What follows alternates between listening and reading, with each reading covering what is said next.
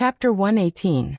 De Bienzi and the others had never thought that El Mouse would shoot them from behind. They had always thought that a person like El Mouse was most suited to hide in the backlands and dabble in technology, creating weapons and developing resources for them. To put it bluntly, they never thought that El Mouse would have the courage to shoot them from behind. A person who dabbled in technology, a person who could never do anything without formulas and parameter calculations, a person who was not as tall, strong or imposing as they were, had actually delivered a fatal blow to them. Where did he get the courage from?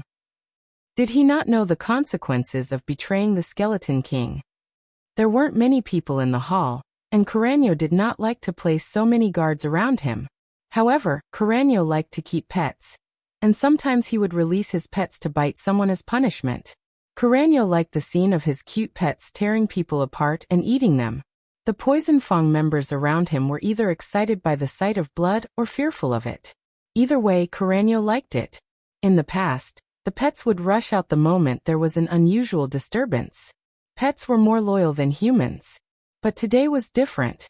It was only now that Carreño realized that he had been careless. Although the pets inside the hall would not run out and show themselves, they were still hidden somewhere in the hall. But what about now? He didn't see a single one of them except for the native beast at his feet.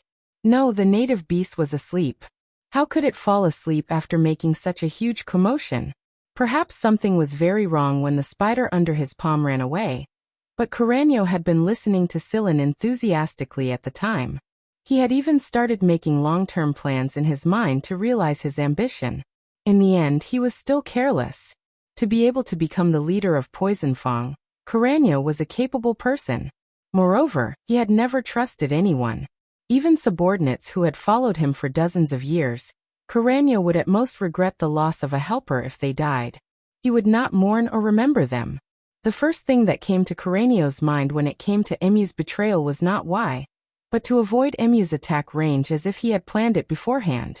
He would always understand his subordinates, and after understanding them, he would be on guard. No matter what, Carreño would always be on guard against those around him. Therefore, even if Carreño were to step down from his high position, he would never enter anyone's optimal attack point. This was also one of the reasons why he was able to avoid being hit in vital areas. Carreño had activated his protective shield while he was swiftly retreating to a place closer to the head seat. Then he raised a metal wall to separate the head seat area from the area below the hall. El Mouse knew that he would not get a second chance if he did not end Carreño just now. Given Carreño's wariness, he must have arranged many escape routes. Right now, Carreño should have retreated from the hall and gathered the people outside to prepare to attack the hall. That was why El Mouse did not chase after him. Instead, he pressed a few buttons on the device on his arm before the people outside rushed in.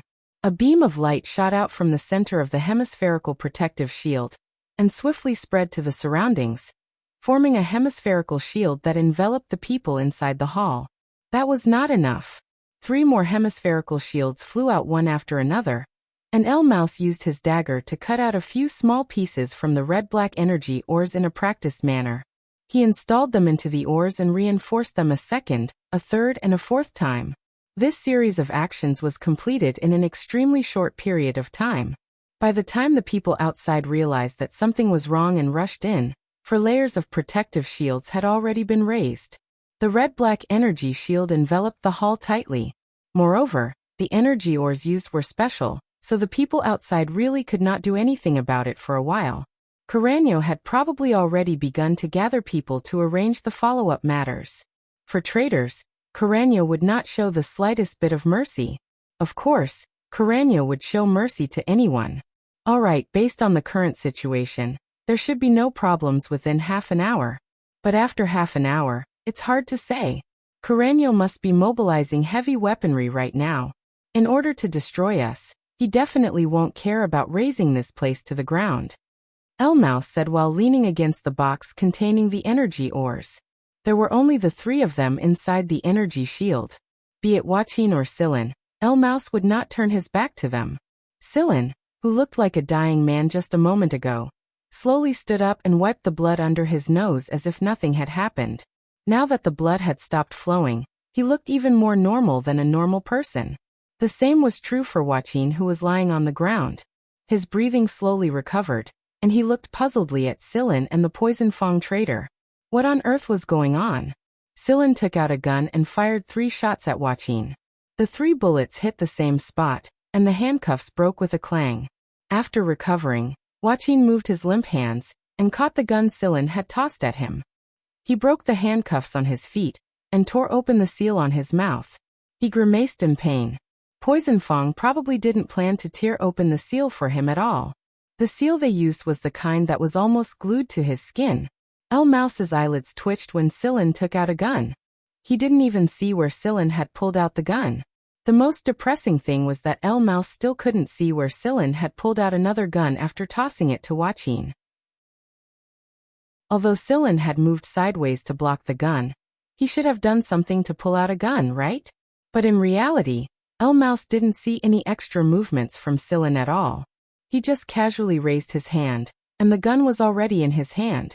Mouse was very puzzled. Logically speaking, Silin must have gone through many layers of inspection before he was escorted here. But this person was actually carrying more than one gun after the inspection. That was why Mouse raised Silin's danger level to a whole new level. Silin looked at Mouse but did not raise his gun. Instead, he stared at Mouse indifferently and asked, "Why?" Silin didn't think that Poison Fang would actually do something like this. He had only changed his plan halfway through. After he finished his fruit tea, Emuse introduced a secret code to Silin when he was discussing formulas and parameters with Emuse. It was a secret code that only a portion of professional technicians could understand, and after combining the secret code, Silin received news that Emuse was about to make his move. Silin also changed his plans slightly, and this was also why he was sitting down with his back against the energy ores. Those energy ores could block light bullets, and Silin wouldn't completely trust Emuse. He didn't want to be accidentally injured. Mouse shrugged. "I want to give myself a way out and some time to explain myself." In order to avoid being toyed to death by Silin like de Bienzi and the others, Mouse had pulled himself away in time, and expressed that he would take care of de Bienzi and the others before Silin took action. Before the fruit tea, Mouse already knew that this person who was even younger than him had begun his revenge a long time ago. If he hadn't been equipped with a special device, he definitely wouldn't have sensed the things that had unknowingly entered his body in that kind of situation. No wonder Silin had spoken so brilliantly at the time. It wasn't because Silin was too naive, but because he wanted to attract their attention. Even if he was suspicious of the kid's intentions at the time, he had to admit that Silin's explanation of these energy ores was very attractive and could evoke a person's ambition. It was no wonder that Chronicles would be careless. "Which way?" Silin asked. Mouse smiled. "If I tell you the truth, can you get those things out of my body?" "I can." After giving Silin a serious look and knowing that Silin was telling the truth, Mouse made a gesture that all hunters understood very well. Seeing Mouse's gesture, the Wuxia who had just managed to stand up felt cold sweat pour down his back. Chapter 119. De Bienzi and the others had never thought that Mouse would shoot them from behind. They had always thought that a person like Mouse was most suited to hide in the backlands and dabble in technology, creating weapons and developing resources for them. To put it bluntly, they never thought that Mouse would have the courage to shoot them from behind. A person who dabbled in technology, a person who couldn't do anything without formula and parameter calculations, a person who wasn't as tall, strong or imposing as they were, had actually given them a fatal blow. Where did he get the courage from? Did he not know the consequences of betraying the Skeleton King? There weren't many people in the hall, and Chronicles didn't like to place so many guards in the surroundings. However, Chronicles liked to raise pets, and sometimes he would release his pets to bite someone as punishment. Chronicles liked the scene of his cute pets tearing people apart and eating them. The Poison Fang members around him were either excited by the sight of blood or terrified by it. Either way, Chronicles liked it. In the past, the pets would rush out the moment there was an unusual disturbance. Pets were more loyal than humans. But today was different. It was only now that Chronicles realized that he had been careless. Although the pets inside the hall wouldn't run out and show themselves, They were still hidden somewhere in the hall. But what about now? He didn't see a single one of them except for the native beast at his feet. No, the native beast was asleep. How could it possibly sleep after making such a huge commotion? Perhaps something was very wrong when the spider under his palm ran away, but Carreño was listening to Sillin enthusiastically at the time. He had even started to make long-term plans in his mind to realize his ambition. In the end, it was still a carelessness. To be able to become the leader of Poison Fang, Carreño was a capable person. Moreover, he never trusted anyone, even subordinates who had followed him for dozens of years. At most, Carreño would regret the loss of a helper if he saw them die. He wouldn't mourn or remember them. The first thing that came to Carreño's mind when it came to Emu's betrayal was not why, but to avoid Emu's attack range as if he had planned it beforehand. He would understand his subordinates, and after understanding them, he would be on guard against them. No matter what, Carreño would always be on guard against those around him. Therefore, even if Carreño were to step down from his high position, he would never enter anyone's optimal attack point. This was also one of the reasons why he was able to avoid being hit in vital areas. Carreño had activated his protective shield while he was swiftly retreating to a place closer to the head seat. Then he raised a metal wall to separate the head seat area from the area below the hall. Elmouse knew that he wouldn't get a second chance if he didn't end Carreño just now. Given Carreño's wariness, he must have arranged many escape routes. Right now, Carreño should have retreated from the hall and gathered the people outside to prepare to attack the hall. That was why Elmouse didn't chase after him. Instead, he pressed a few buttons on the device on his arm before the people outside rushed in.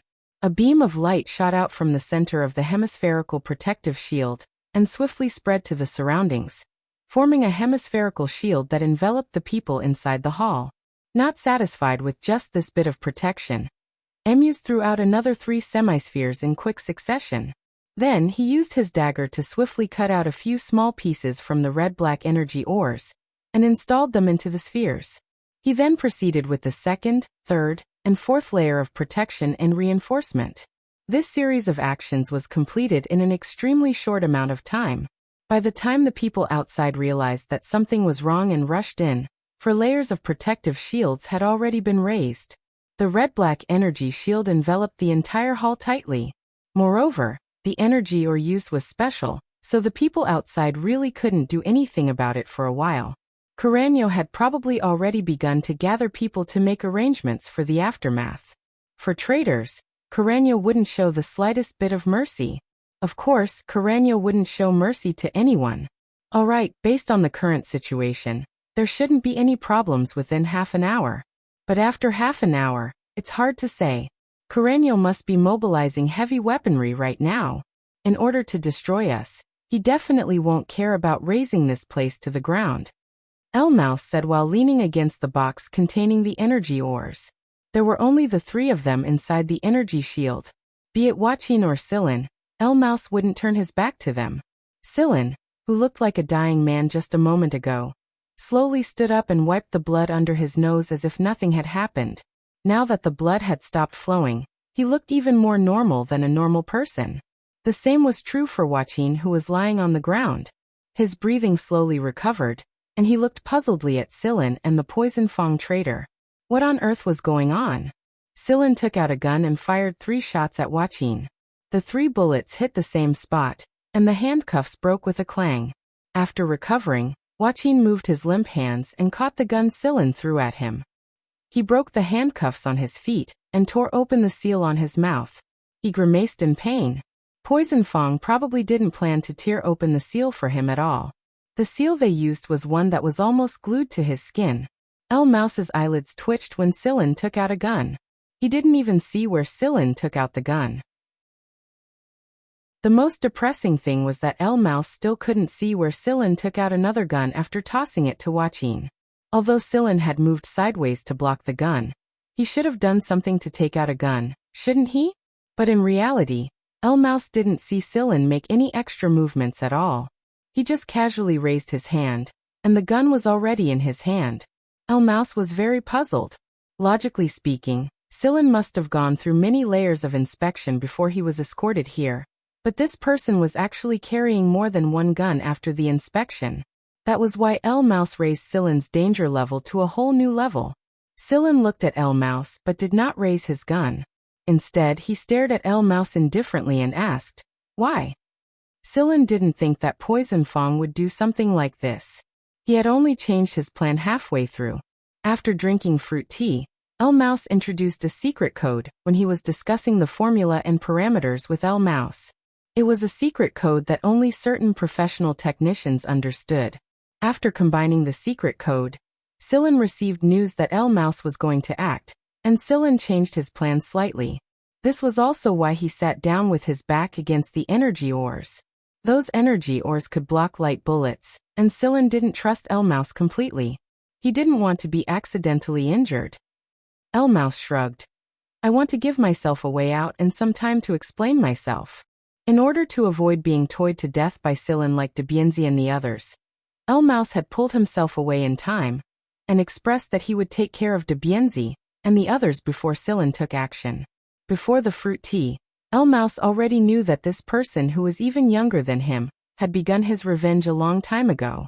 If he hadn't been equipped with a special device, he definitely wouldn't have sensed the things that had unknowingly entered his body under those circumstances.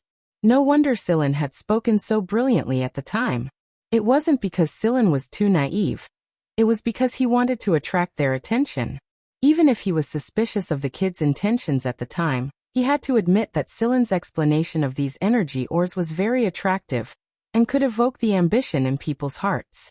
It was no wonder that Carreño had been careless. "Which way?" Silen asked. El Mouse smiled. "If I tell you the truth, can you get those things out of my body?" "I can."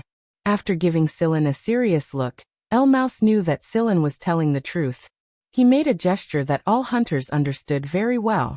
Seeing El Mouse's gesture, the Watchin who had just managed to stand up felt cold sweat pour down his back. Chapter 120. Two Poison Fong members leaned against a fighter jet and talked to each other with guns in their hands. Another two fighter jets landed. The people inside walked out and joined the discussion. "That son of a bitch throwing bombs everywhere still hasn't been found." "Not yet. I've been scolded by the boss a few times today. I heard that Quofu and the others were killed." Quofu was Debienzi's name. "Yeah, they were ambushed by that son of a bitch, Mouse." While they were chatting, one of them suddenly turned around and looked behind him. "What's wrong?" the person beside him asked. "I feel like I'm being watched." "TCH, you're scared by today's events, aren't you?" "Maybe the man screamed. Something crawled into my body." Then, he let out a few more screams. He felt a sharp pain in his body. The three people beside him noticed a small bloody hole on his back. They were about to say something when they suddenly felt stabbing pain on their back and abdomen. When they looked closely, they found that they were all the same bloody holes. "Fuck, what is it? It hurts like hell." The people nearby heard the noise and came over. Then more and more people screamed in pain. Their arms, thighs, shoulders, necks, anything that was exposed had been crawled. Some of them had been greatly stimulated by Debienzi and the others. Now that something like this was happening, they thought that the worms were about to crawl out of their bodies. They were so scared that they almost fell into despair. He was not afraid of death, but he did not want to see himself end up like Debienzi and the others. He picked up a gun and pointed it at his own head. Bang! Blood sprayed all over the ground. Some people picked up a knife and stabbed at the bloody hole. They stabbed themselves until they were bloody, but they still could not find the thing that crawled into their bodies. Some people pulled the trigger and sprayed the surroundings under the stimulation of intense pain. They did not know where this so-called enemy was, but the sound of gunfire always made them feel a little safer. They did not have the time to care if other people were within their shooting range.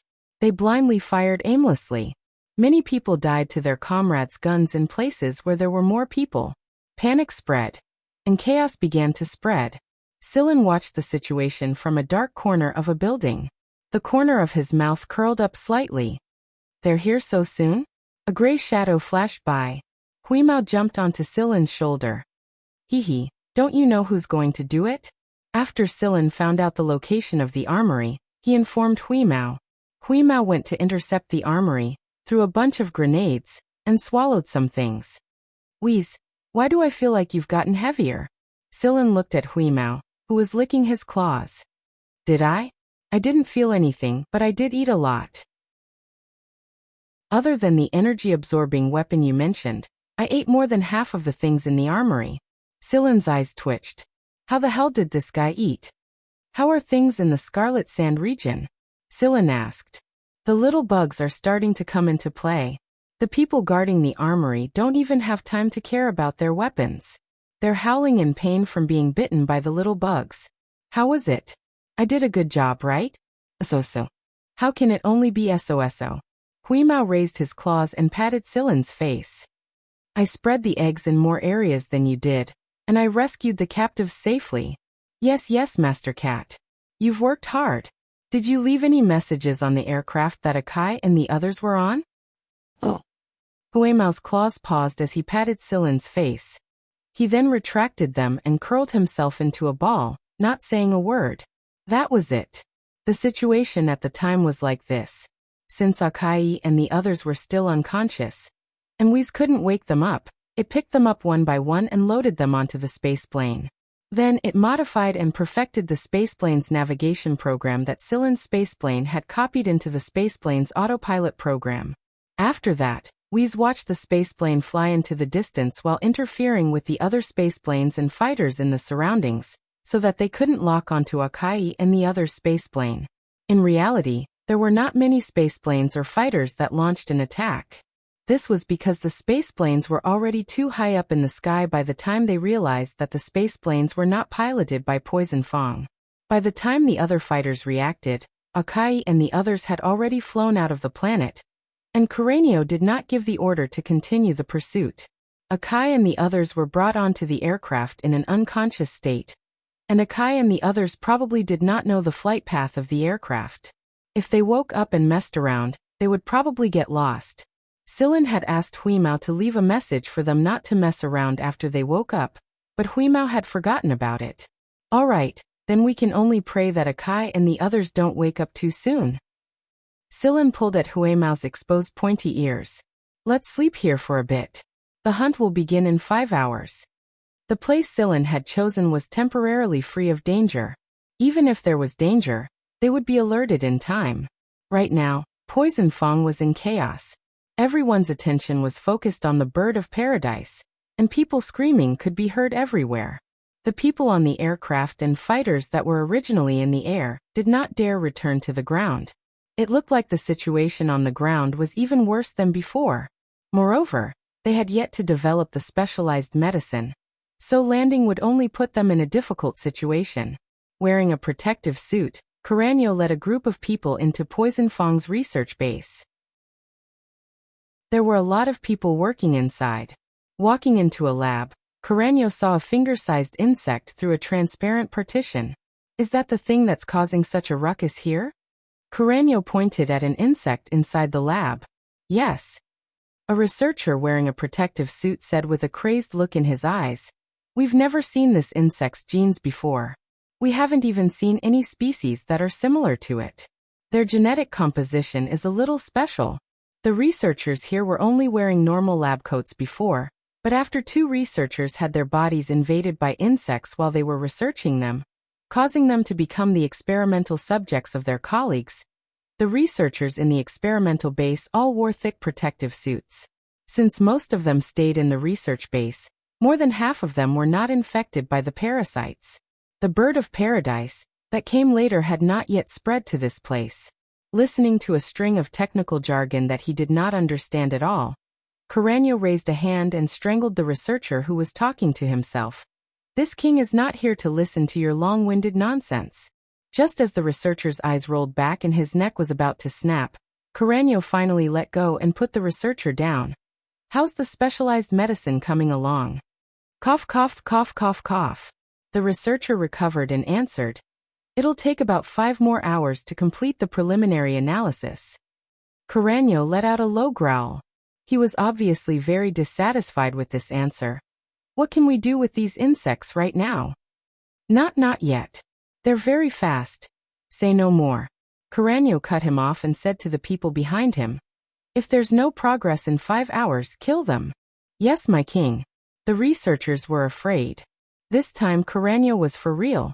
They had wanted to get more infected people to use as test subjects, but it looked like they had no choice but to give up for now.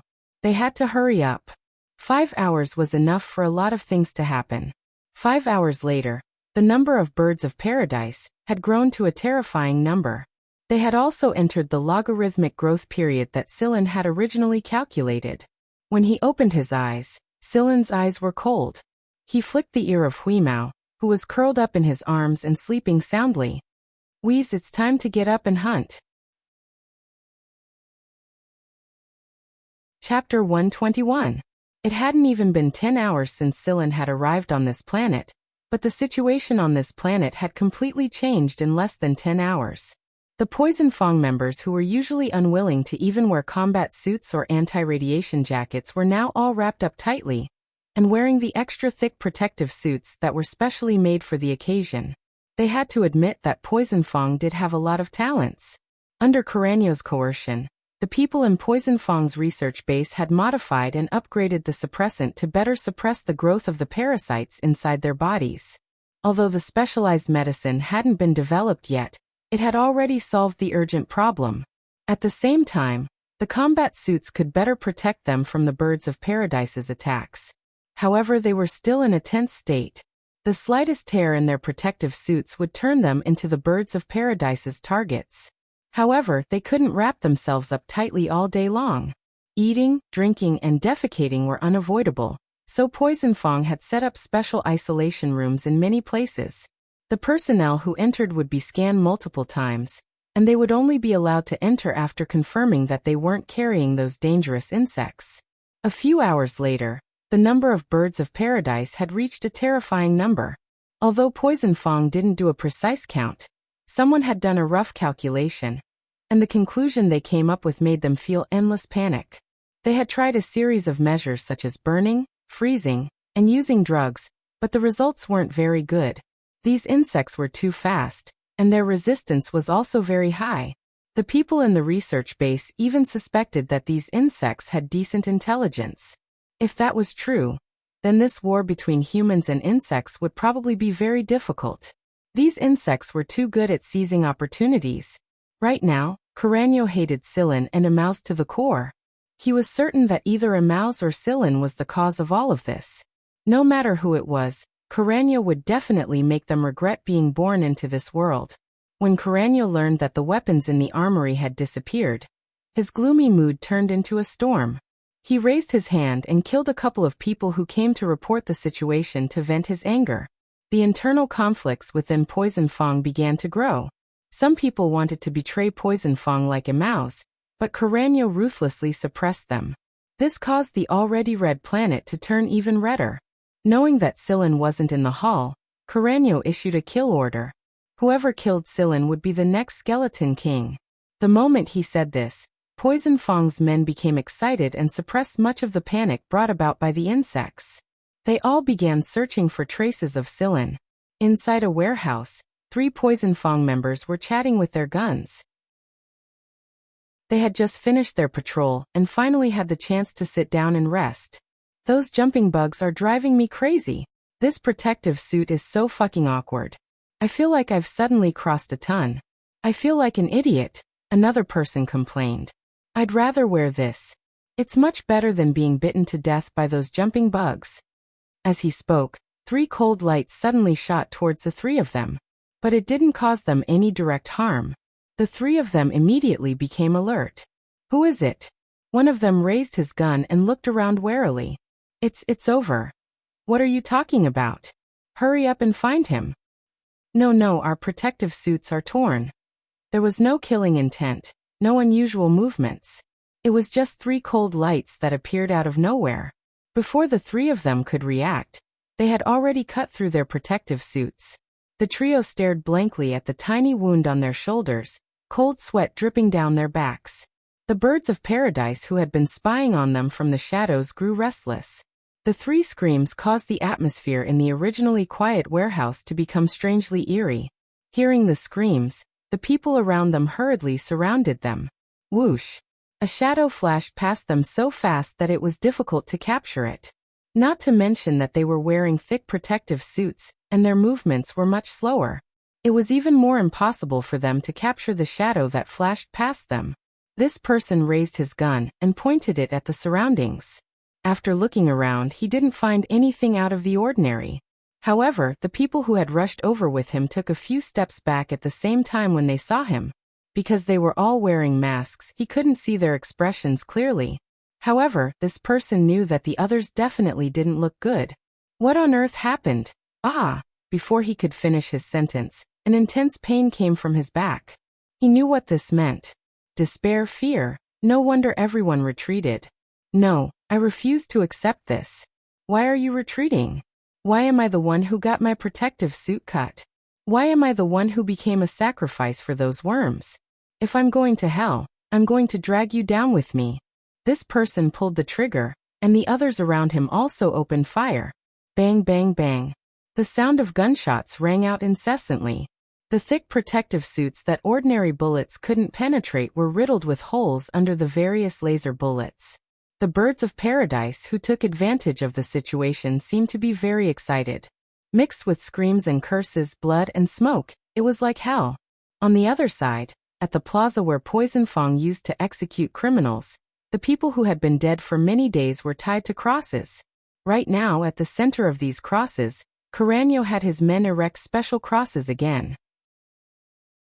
They were fire-resistant, super-low-temperature resistant, and corrosion-resistant. Unlike in the past, they didn't tie up the criminals this time. Instead, they tied up the native beasts of the planet. As if they knew the danger they were about to face, these beasts struggled and howled with all their might. The metal chains clanked against each other as they struggled. Dressed in protective suit, Carreño sat on a high chair and watched the activity below with his head propped on his hand. These dead people didn't have parasites inside their bodies, and the dead couldn't provide them with good nutrition either. Therefore, they weren't the targets of those jumping worms. That was why Carreño thought of a solution. Although it was a little stupid, it was still a good way to boost the morale of the troops at this stage. The repeated waves of panic had caused Poison Fong's men to become a little nervous. As their leader, Skeleton King naturally had to show his worth as a leader. After the 10 native beasts were tied up, the people on the cross swiftly retreated to the stands. Then, under their expectant gazes, the jumping worms swarmed towards the native beasts tied to the crosses one after another. There were worms of all stages of growth, big and small. Since Poison Fong's men were wearing thick protective suits, they couldn't bite through the protective suits in one go. Instead, they might be caught. The birds of paradise possessed a certain level of intelligence, so they would only attack people with holes in their protective suits. However, it wasn't easy to encounter people with holes in their protective suits for the past few hours. The birds of paradise's reproduction rate was so fast that many worms couldn't obtain enough nutrition. Now that Carreño had released the native beasts, he had undoubtedly given them more food to eat. The native beasts let out tearing wails. Carreño was very satisfied as he watched the worms burrowing into the native beasts' bodies one after another. He was quite impressed by his own foresight. After discovering this scene, he had set up multiple layers of protection around the breeding ground. Originally, it was only to preserve the meat rations, but now it seemed that the meat rations were quite useful. Seeing that the situation was about right, Carreño pressed the button beside him. A transparent barrier suddenly appeared from the ground around the cross field and trapped it inside. Chapter 122. The insects inside the transparent barrier began to grow restless. Some of the insects that had already burrowed into the native beasts' bodies rushed out in an attempt to break through the barrier. Some of the Poison Fong members saw it clearly. Perhaps it was because the insects happened to be in an area where the bones were densely packed. They bit through the native beasts' bones. They opened their mouths wide and let out sharp cries that could be heard even through the transparent barrier. The white bones that had been bitten through the uprooted flesh were very eye-catching. The Poison Fong members who saw this scene unconsciously shuddered. No wonder those who had been bitten had screamed so miserably. And no wonder those who had committed suicide without hesitation the moment they were bitten. Enduring this kind of pain was indeed worse than death. Carreño pressed another button, and several jets appeared inside the transparent barrier. Crimson tongues of flame spat out of the jets, and the transparent barrier was instantly filled with flames. Someone beside him moved closer to Carreño and reported the situation over at the warehouse. Carreño waved his hand and motioned for them to leave it be for now. At the same time, he turned on the communicator and said something. Then he returned to his previous posture and looked down at the situation below from above. The transparent barrier might have isolated the inside from the outside, but in reality, there were ventilation holes in all 4 directions. These ventilation holes only allowed air to flow, but not the insects inside to escape. Smelling the faint burnt smell in the air, and listening to the sharp cries of the insects inside, the Poison Fong members laughed arrogantly. It was also the most carefree laughter they had heard in the past few hours. However, they did not know that this would be the last time they would laugh like this in their lives. At the same time, Silin and Huimao were hiding somewhere close to Poison Fong's research base. In order to cut off Poison Fong's hope, they had to destroy this research base. Silin knew what kind of place Poison Fong's research base was. It reminded Silin of the underground laboratory in the slum town. It was so cold and merciless, and filled with twisted and crazy people. Huimao was crouching on the ground like a cat with his ears pressed down. His eyes were staring blankly at the research base not far away from him. The defense measures of the base were very good. It only needed to listen, to know that it would not be easy to break in. Otherwise, the defense system outside would directly blast them into pieces. Just as he was about to ask Silin what he should do, he turned around and saw Silin take out something the size of a lunchbox. Huimao was furious. "Silin, you glutton. Now is not the time to eat a boxed meal." Silin. In this world, the one who was least qualified to say such words was this stupid cat. Still eating boxed lunches? Who would be so stupid as to squat in such a place and eat a boxed lunch? Only a gluttonous cat like you would think of that. Silin pinched Huimao's ear. "Good boy, go dig a hole. Drop this thing right under the base and retreat quickly. Pay attention to concealment and shielding, you understand? There's no need to ask questions about such simple things." Huimao picked up the small box with its mouth and dug its front limbs like a drill bit. After predicting the possible underground scanning range, Huimao dug to the depth Silin mentioned and moved towards the base. After confirming the location, it put the small box down and quickly returned along the original path. Before the gray cat could even boast about its achievement, Silin had already grabbed it and started running madly. Before he ran, he didn't forget to throw a few quail eggs. After retreating to a safe area, Silin put Huimao down. "Meow, are you running for your life? Their scanning system has just switched to life signal scanning. Any life signal outside the base will be mercilessly killed by the defense system. It should be the skeleton boss's order." Usually, because there would be guards and patrols around the base, life signal scanning wouldn't be activated. But just now it was activated. Good alertness, but we retreated quickly. They probably didn't notice, right? Huimao looked towards the base. The few quail eggs that Silin had tossed down earlier had been completely annihilated by the defense system. The bugs that were hiding in the dark had also been killed. No, we retreated quickly. If we were a second slower, we wouldn't have survived. That's good. But what is that box? Huimao asked. It's specially prepared for this kind of laboratory. Huimao flicked its ears and continued to stare at the situation. It wanted to see what the specially prepared thing Silin mentioned was. 5 seconds later, the alarm of the entire base rang. Life signal scanning is off. Silin threw a few quail eggs in that direction. From the moment he remotely controlled the switch on the box, the base's scanning system had discovered this thing underground. However, Silin had added some interference devices on the outer shell of the box, so that the scanning system's analysis of the level of danger would take a lot longer. By the time the analysis was completed, there wouldn't be many chances left for the people in the experimental base to escape. Hearing Silin's words, Huimao was about to ask why when he saw the base's gate open.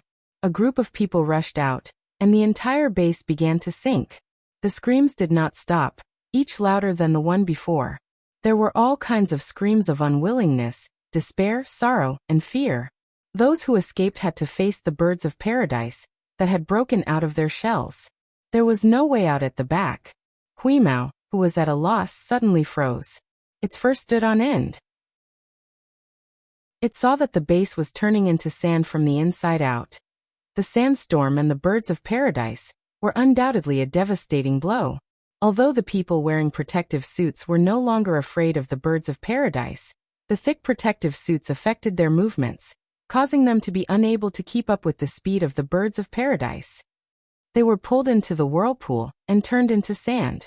The circular area with a diameter of 500 meters had turned into sand, mixed with the wind and dust of the scarlet sand. Soon, this area would become a part of the scarlet sand region. There would no longer be a base, only a piece of sand. Sillin was a little lost in thought as he looked at the sand. It was as if he had returned to that rainy night when he entered the underground laboratory and was tied to the experiment table. Those people had imposed their madness on the innocent, and then they had achieved glory and left their names in journals with high contribution points. However, did they ever think about those innocent people who were forced to die on the experiment table, and those restless souls? Sillin had no right to criticize those crazier researchers. To a certain extent, Sillin himself was not much better. Who was good and who was evil? Who was right and who was wrong? Sillin did not want to think so much. It was enough to live and live with those who were good to him. Taking a deep breath and smelling the smell of sand mixed with blood, Sillin put aside other complicated thoughts and turned to look at Huimao, who was still stiff and angry, and poked its back with a finger in amusement. Meow. Huimao arched its back and jumped up high. Well, it was scared silly again. Stupid. Coming back to its senses, Huimao angrily jumped onto Sillin's shoulder and stretched out its forelimbs to slap Sillin's face. Okay, my fault. I shouldn't have suddenly attacked you when you were in a daze. I wasn't in a daze, I was just thinking. I was thinking. Yes, thinking. After pacifying Huimao, the man and the cat moved on to the next step. Chapter 123. At the crossfield, Carreño stared at the transparent cover with his brows knitted tighter and tighter. The first time they had bound the native beasts and trapped the insects inside the cover, the high-temperature fire had been very effective. It had indeed boosted their low morale greatly, but the second wave had failed. It was obvious that many of the insects would only wander around the perimeter of the cover instead of gathering together. To be more precise, they would only wander around the perimeter of the transparent cover, and not step into the area where they were trapped. These insects' intelligence was pretty high, and it annoyed Carreño a lot. Their opponents had always been humans and viruses, and they had never faced such creatures before.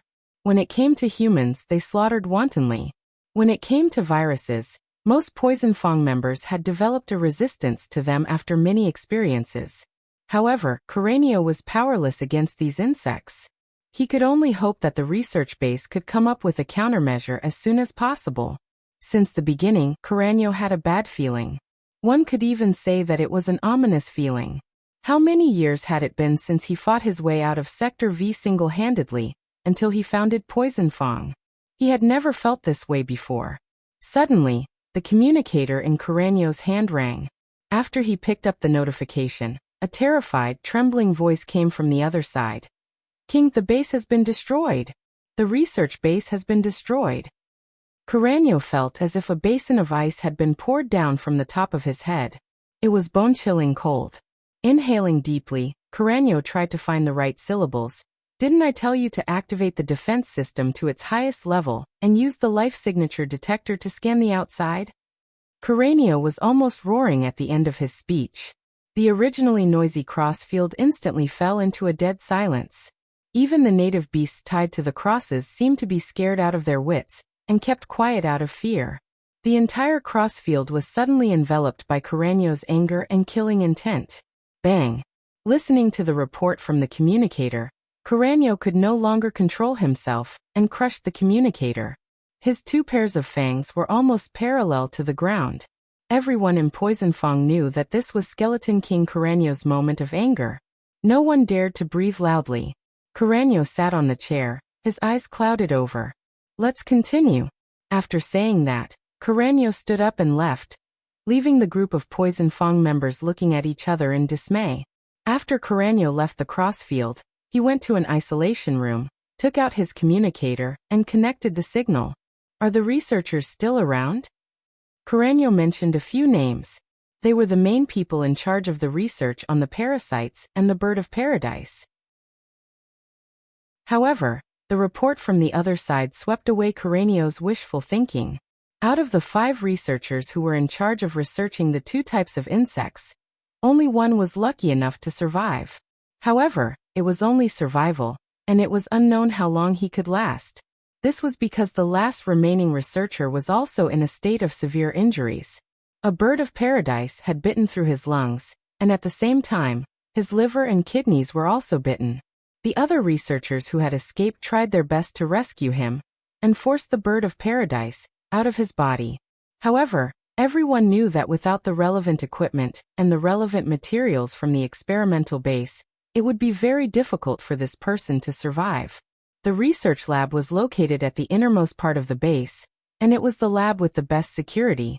At the same time, it was also the first place to suffer from desertification. It was already a miracle that they were able to escape, but there was no helping it. There was still a hungry bird of paradise that had just hatched and was waiting for them outside the base.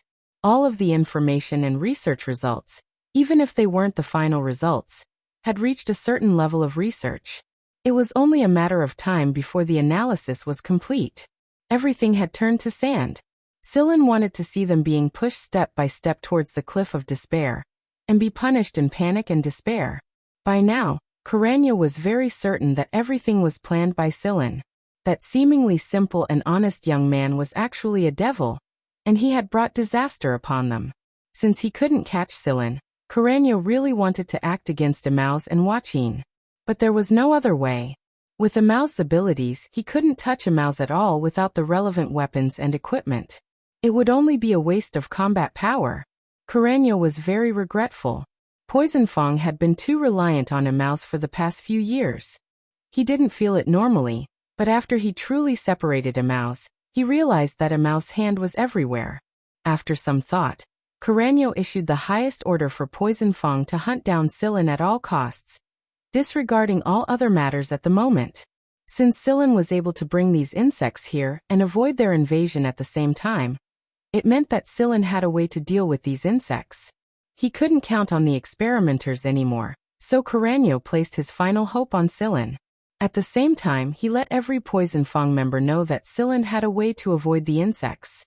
The little Poison Fang members searched even harder. At this time, Sillin, the person whom Carreño hated to the bone, brought Huimao to a deserted airport.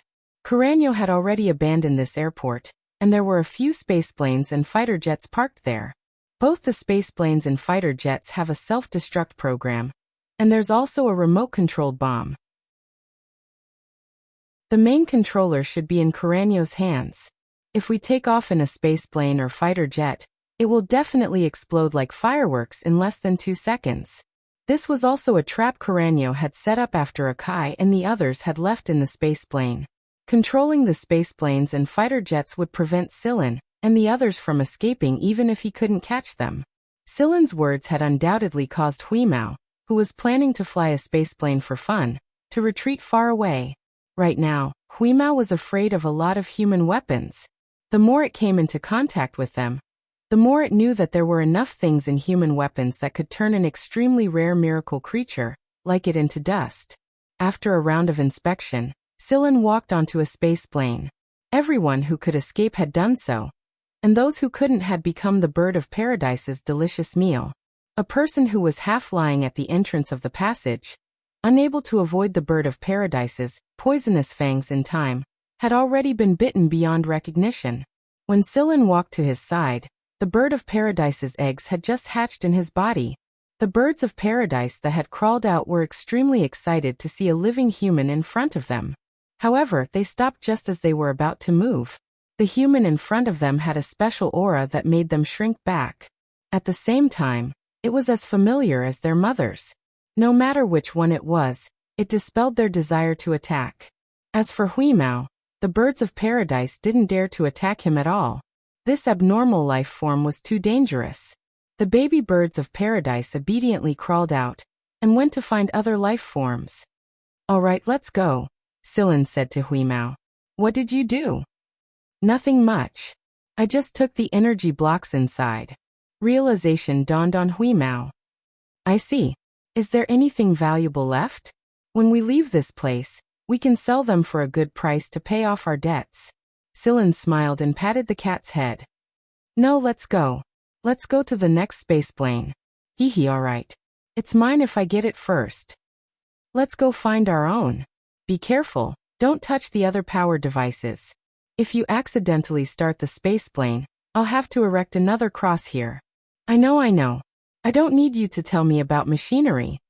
Huimao flicked his ears and went to look for the energy blocks inside other spaceplanes and fighters. Poor Carreño. He had originally set up a trap, but he didn't expect that Sillin and Huimao would squeeze out the last bit of value from him. Sillin looked at the sky. According to the original plan, the hunt was about to begin. He tore off the skull emblem on the chest of the man who had been bitten by the birds of paradise and walked out of the spaceplane. Chapter 124. After the Skeleton King issued Carreño's highest kill order, the Poison Fang members began to move one after another. Coupled with Carreño's declaration that Sillin had a way to deal with those insects, the Poison Fang members searched tirelessly like they had seen their last hope. However, they couldn't even find Sillin's shadow. It was as if he had vanished without a trace, but there was one thing that proved that Sillin was still active in this area. "King, their emblems have all been taken away," a person reported to Carreño. The emblems on the chests of the dead Poison Fang members in every area had been taken away. Carreño did not say a word. He knew that this was Sillin's act of revenge. He had taken away the emblems made from the bones of every Poison Fang member and used them as a memorial to the Vanguard Division's 6 members who had died in the previous battle. On the other side, a search party consisting of a dozen or so people had their protective suits cut open one after another, but they still couldn't see the person who did it. They had accidentally hurt a few of their companions when they used their life signal detection, but they did not regret it. At the very least, it gave them peace of mind. Sillin did not take action himself. Instead, he set up some traps and moved around outside of their detection range. While the dozen or so people were searching, one of them touched something, and some throwing knives suddenly shot out of the ground. These throwing knives were made of special metal, and even if they couldn't completely cut open the protective suit in one go, they could still make a shallow cut. This was enough to make these Poison Fang members tremble in fear. Sillin's goal wasn't to cut open their protective suits in one go, but to increase their mental pressure. Throwing knives, guns outside of their detection range, burning smoke grenades, and all kinds of other mischievous tricks made these Poison Fang members want to commit suicide. There was a limit to how tense a person could be. Once this limit was exceeded, they would either become a lunatic or mentally ill. If the protective suit could survive the first time, what about the second, third, or even 7th time? Poison Fang knew that there would always be a cut, but what they didn't know was when it would happen. These people walked to a corner with tense nerves, and with a click, they stepped on something. Then a large area of flame suddenly appeared on the ground. The ground was originally covered with a layer of medicine, so it was not a threat. There were also some small balls on the ground that were very similar to the color of the ground. These small balls contained another kind of chemical. When the small ball was stepped on, the chemical inside would be released. When the chemical came into contact with the chemical on the ground, it would cause a violent burning reaction when it came into contact with oxygen. Then the poison fangs would dodge in panic, and as they dodged, they would step on even more of the little balls. In the end, it would cause a large area of high-temperature flames to surround them. The flames surrounded them, burning their protective suits. Although the suits could withstand the high temperature for a while, they couldn't stay for long. They quickly ran away, but the road was covered with chemicals. Although the original road did not have those balls, the substances inside the balls were still on the soles of their feet. As they ran, they would carry the substances inside the balls to other places that were covered with chemicals. In other words, wherever they ran on this road that was covered with chemicals, there would be a fire. Finally, he was out of the range of the flames, but, A blood-curdling scream rang out. Following that was a second person, then a third. It turned out that those people's protective suits already had shallow cuts. The protective suits with shallow cuts could no longer withstand the high temperature of the flames, and a hole was torn open. The birds of paradise took the opportunity to burrow in. After torturing the poison fangs to the brink of insanity, they were finally attacked by the birds of paradise. After that, only 2 lucky fellows were left with their protective suits that had not been torn open. However, before they could catch their breath, a figure flashed by, and 2 holes were slashed on their backs. After being burned by the flames, the detector also malfunctioned, so it failed to send out an alarm in time. The last 2 people in this group had also fallen. 5 minutes later, Sillin slowly walked out of a building. He cut open the protective suits on the chests of the poison fangs that had been bitten beyond recognition, and took away the emblem. Curanio listened to one report after another that made his veins pop. He was so angry that he smashed his chair a few times. Through the transparent cover of the mask, 2 pairs of fangs could be seen parallel to the ground. Bring this king's pets over. Take care to protect them. Yes. Upon receiving the Skeleton King's order, the few people beside him ran out to carry it out as though they were fleeing. Facing the Skeleton King was indeed stressful. Inside the hall, Mouse and Watching were leaning against a box of energy ores as they chatted and probed each other. However, both of them were at the level of foxes, so it was rare for them to get anything useful out of each other. Just then, someone came in and looked at the 2 people inside the 4-layered energy barrier. However, he did not say a word and moved a few chairs away from the hall. What are they doing? Watching asked. I'm guessing that Curanio is about to release his little pets. TSK. Looks like Curanio's brain isn't so stupid that it's negative. He finally thought of this method. Mouse said while stroking his chin, his eyes dark and unreadable. Watching directly filtered out the latter part of Mouse's words and asked in puzzlement, little pets? That's right.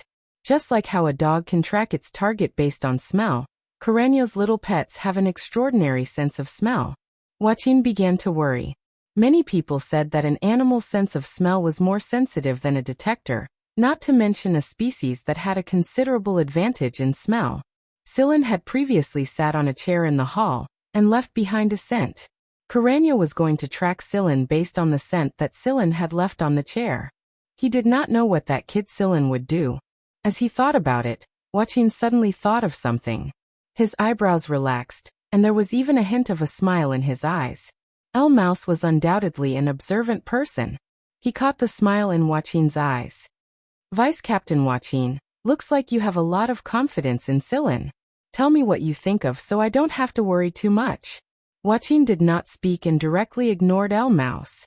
Curanio's little pets were not small. They were more than 1 meter tall and 2 meters long. They were also a native 4-legged mammal species of this planet. They had a keen sense of smell and a good sense of danger. After putting on the emergency protective suits specially made for these pets, each search party led 2 of them out. With the help of these little pets, Poison Fang's search became much more convenient. Sillin had moved around in many places, so it was impossible to say that he did not leave any traces behind. Each search party led Curanio's pets and followed the scent everywhere. In the end, after going around in circles, every search party's target was the same, the cross field. Chapter 125. Although they had found a way to hunt down and kill Sillin, panic still shrouded Poison Fang. Discounting those who wandered outside of Sector Z, Poison Fang originally numbered almost 100,000 people on this planet. But now, Curanio suddenly discovered that there were less than 50,000 of them left before he knew it. No one had expected that a mere Sillin, a bastard who was completely unknown in the galaxy, would be able to kill more than 50,000 people on this planet. Of course, these 50,000 people were basically buried in the stomachs of the worms. Other than the birds of paradise, the original little parasites had slowly developed a resistance to the primary inhibitor after the research base had been decertified. Once they had developed a resistance, then the Poison Fang people who were parasitized by these little parasites would not be able to hold on for long. Without the birds of paradise, The parasitized people were like living nutrient providers who were slowly sucked dry by the little parasites. While they were chasing after Silen, a lot of Poison Fang members collapsed while they were running, and they never got up again after they fell. Inside their bodies, a large number of little parasites were dividing and multiplying every minute. The parasites that had developed resistance to the parasites were like starving refugees who had suddenly seen a table full of delicious food. Therefore, to the Poison Fang people, it only took a few minutes to go from weakness to death. But during these few minutes, they could clearly feel the process of their own weakness and the loss of their life. It was as if a devil's hand was pulling their souls slowly towards hell. There was no struggle, only despair. The research base. This was no doubt a sharp knife to Kuranyo's heart. It was also the biggest slap to the face Kuranyo had endured in all these years. In reality, the destruction of Poison Fang's research base contained many factors. The Scarlet Sand region's geographical environment accelerated the rate of desertification, and the research base was not discovered in time. By the time the desertification reached the research base, it was already too late to stop it. Moreover, no one would have thought that a cyborg who could dig holes and block scanning signals would appear in this place. That was why Kuranyo still didn't know why something like this had happened all of a sudden. However, since it had already happened, it was already too late to investigate the cause. Right now, Kuranyo had placed all of his energy on hunting down Silen. Night slowly descended around the cross field. To Poison Fang, night was once their favorite time. They loved to slaughter under the cover of night, and listen to their prey's terrified and despairing cries. However, the current situation was different.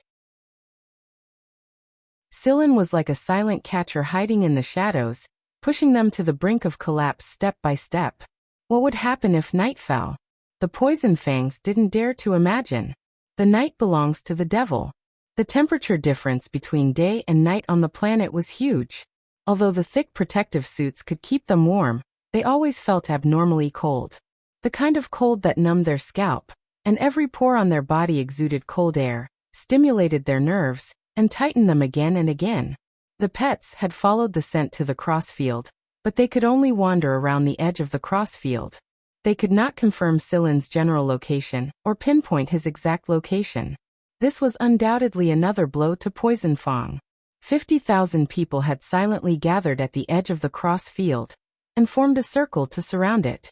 But no matter how hard they searched, they couldn't find Silen's figure no matter how hard they searched and turned the crossfield upside down. They searched every inch of the crossfield like madmen, but the result was like a cold joke mocking their incompetence. Pfft, another person fell. Someone fell at every moment. This crossfield was like a devil's domain that absorbed the souls of these people at every moment.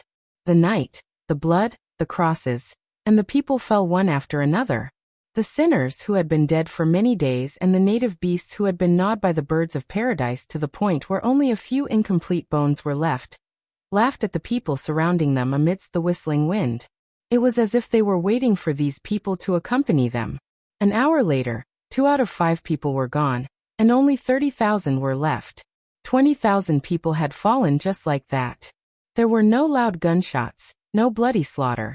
They had simply fallen. They had never experienced such a feeling of helplessness and powerlessness before.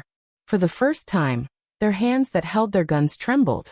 They had killed again and again, walked through the bloody battlefield, and watched their prey struggle to their deaths pointlessly under their blades and muzzles. They thought that they could face the Azura hell in peace, but in the end, they discovered that true hell did not require terrible screams or gunfire. In this quiet battlefield, they could watch as Azrael's hand grabbed their throats and took their souls away. Half an hour later, there were only 10,000 people left. The pace of death grew even faster. The remaining people were undoubtedly the elites of Poison Fang. Their gene rank allowed them to hold out longer, but they could only hold on. Without the suppressant, they had only slowed down their march to hell. So what if they had rank A genes? They had no choice but to admit defeat in front of these minuscule life forms. The current Poison Fang was no longer under Kuranyo's control.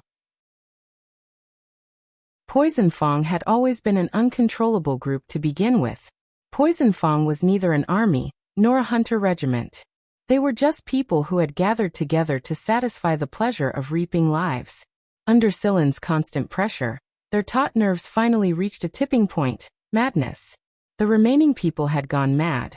Since they were going to die sooner or later, they might as well enjoy this final moment of madness. The people in the aircraft in the air began to fire at the ground.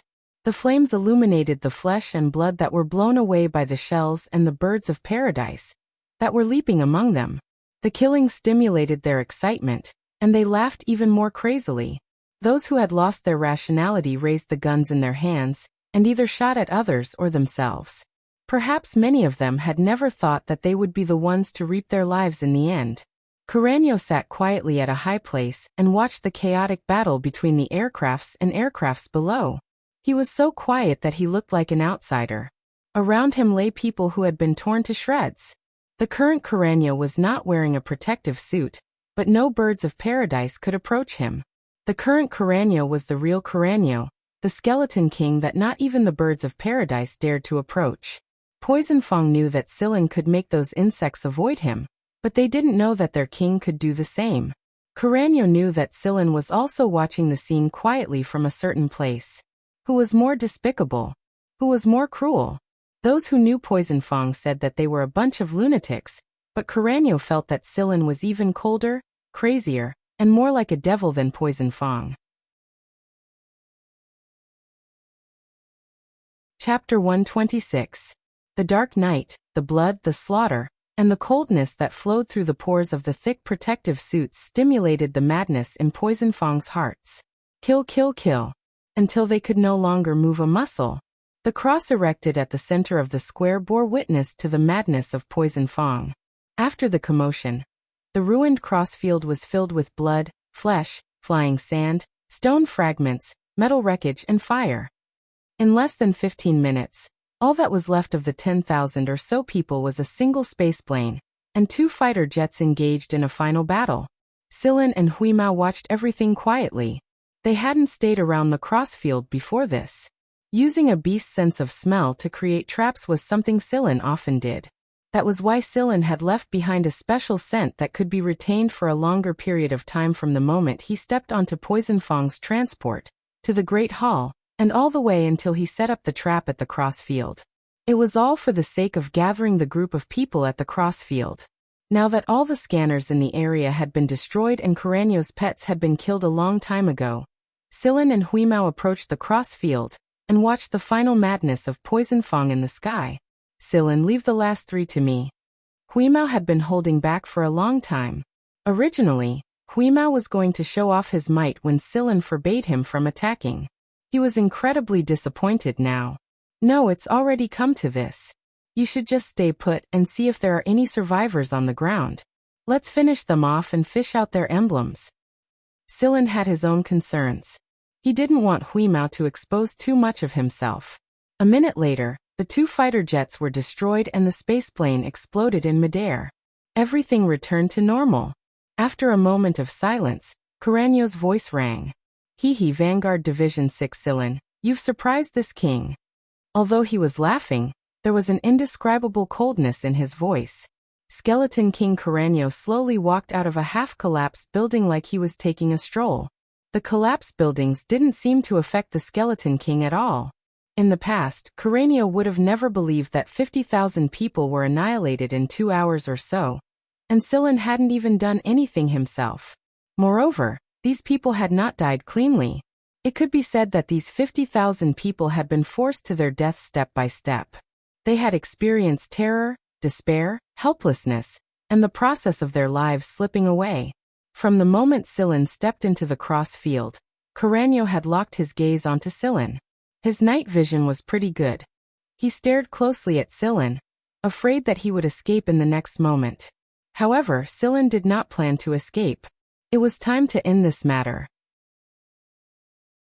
To Carreño, the death of 100,000 people stationed on the planet really wasn't that big of a blow. Even if these 100,000 people were gone, he could just take a stroll around Sector V and gather new batches of Poison Fang. Moreover, there were plenty of desperados in the galaxy, and 100,000 people was just a number. Therefore, to Carreño, The most important thing was not the death of these 100,000 people, but Sillin himself. Curanio was going to tear this devil-like brat into 1,000 pieces, burn his bones, and scatter his ashes. Swoosh! Curanio charged at Sillin like lightning. Under the scattered firelight, Sillin could see his body clearly. His body had doubled in size, and there were curved fangs growing out of his torso. There was also a huge black shadow behind Curanio. That was his tail, a barbed tail. When he was charging, the tail swung to increase his momentum and speed. Sillin knew that Curanio wasn't a normal human, but he didn't think that Curanio's true form would look like this. Moreover, the information Shoten had shown Sillin didn't contain Curanio's true situation either. It had to be said that Curanio had hidden himself very well. It was likely that even a mouse, who had been hiding in Poison Fong for so many years, didn't know Curanio's true appearance. As Curanio got closer, a thick, murderous aura hit him in the face. No wonder those birds of paradise didn't dare approach him. It was likely that those little parasites didn't affect Curanio much. At most, they would be a little bit at the time, but they would be forced to death by Curanio later on. Curanio's mask and thick protective clothing were all for show. In reality, Curanio didn't need them at all.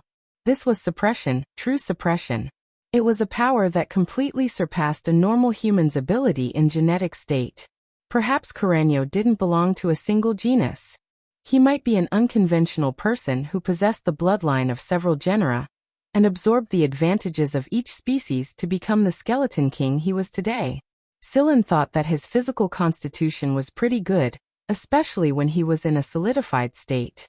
However, it was only after he clashed with Curanio that he realized just how strong this skeleton king was.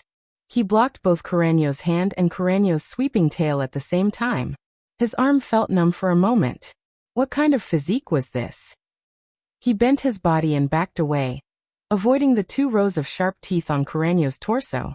To be more precise, they could be considered the specialized bones on Curanio's torso. He looked huge, but his movements were nimble and his attack speed was very fast. Coupled with his physical advantage of having 2 hands, 2 legs, a tail and the 2 rows of specialized bones on his torso, Sillin really couldn't do anything to him for now. Even the current Sillin wouldn't be able to get the upper hand in a head-on clash. Curanio was rich in combat experience, and he knew the weaknesses of humans. His attacks were swift and fierce, and every one of his attacks carried the determination to kill. As the king of Poison Fong, Curanio's presence was overwhelming. A normal person wouldn't have the courage to resist just standing in front of Curanio, much less fight him. Sillin retreated step by step while blocking Curanio's attacks. Curanio was so strong that Sillin had no choice but to retreat every time he blocked an attack to neutralize the impact. At the same time, he had to deal with the rain of fists, claws, and annoying tail. Sillin parried the claws with long, sharp nails and dodged to the side. Then he leapt into the air and kicked Curanio's sweeping tail. Using the force of the tail, he jumped backwards. While he was in the air, 2 guns appeared in Sillin's hands. Bang bang bang.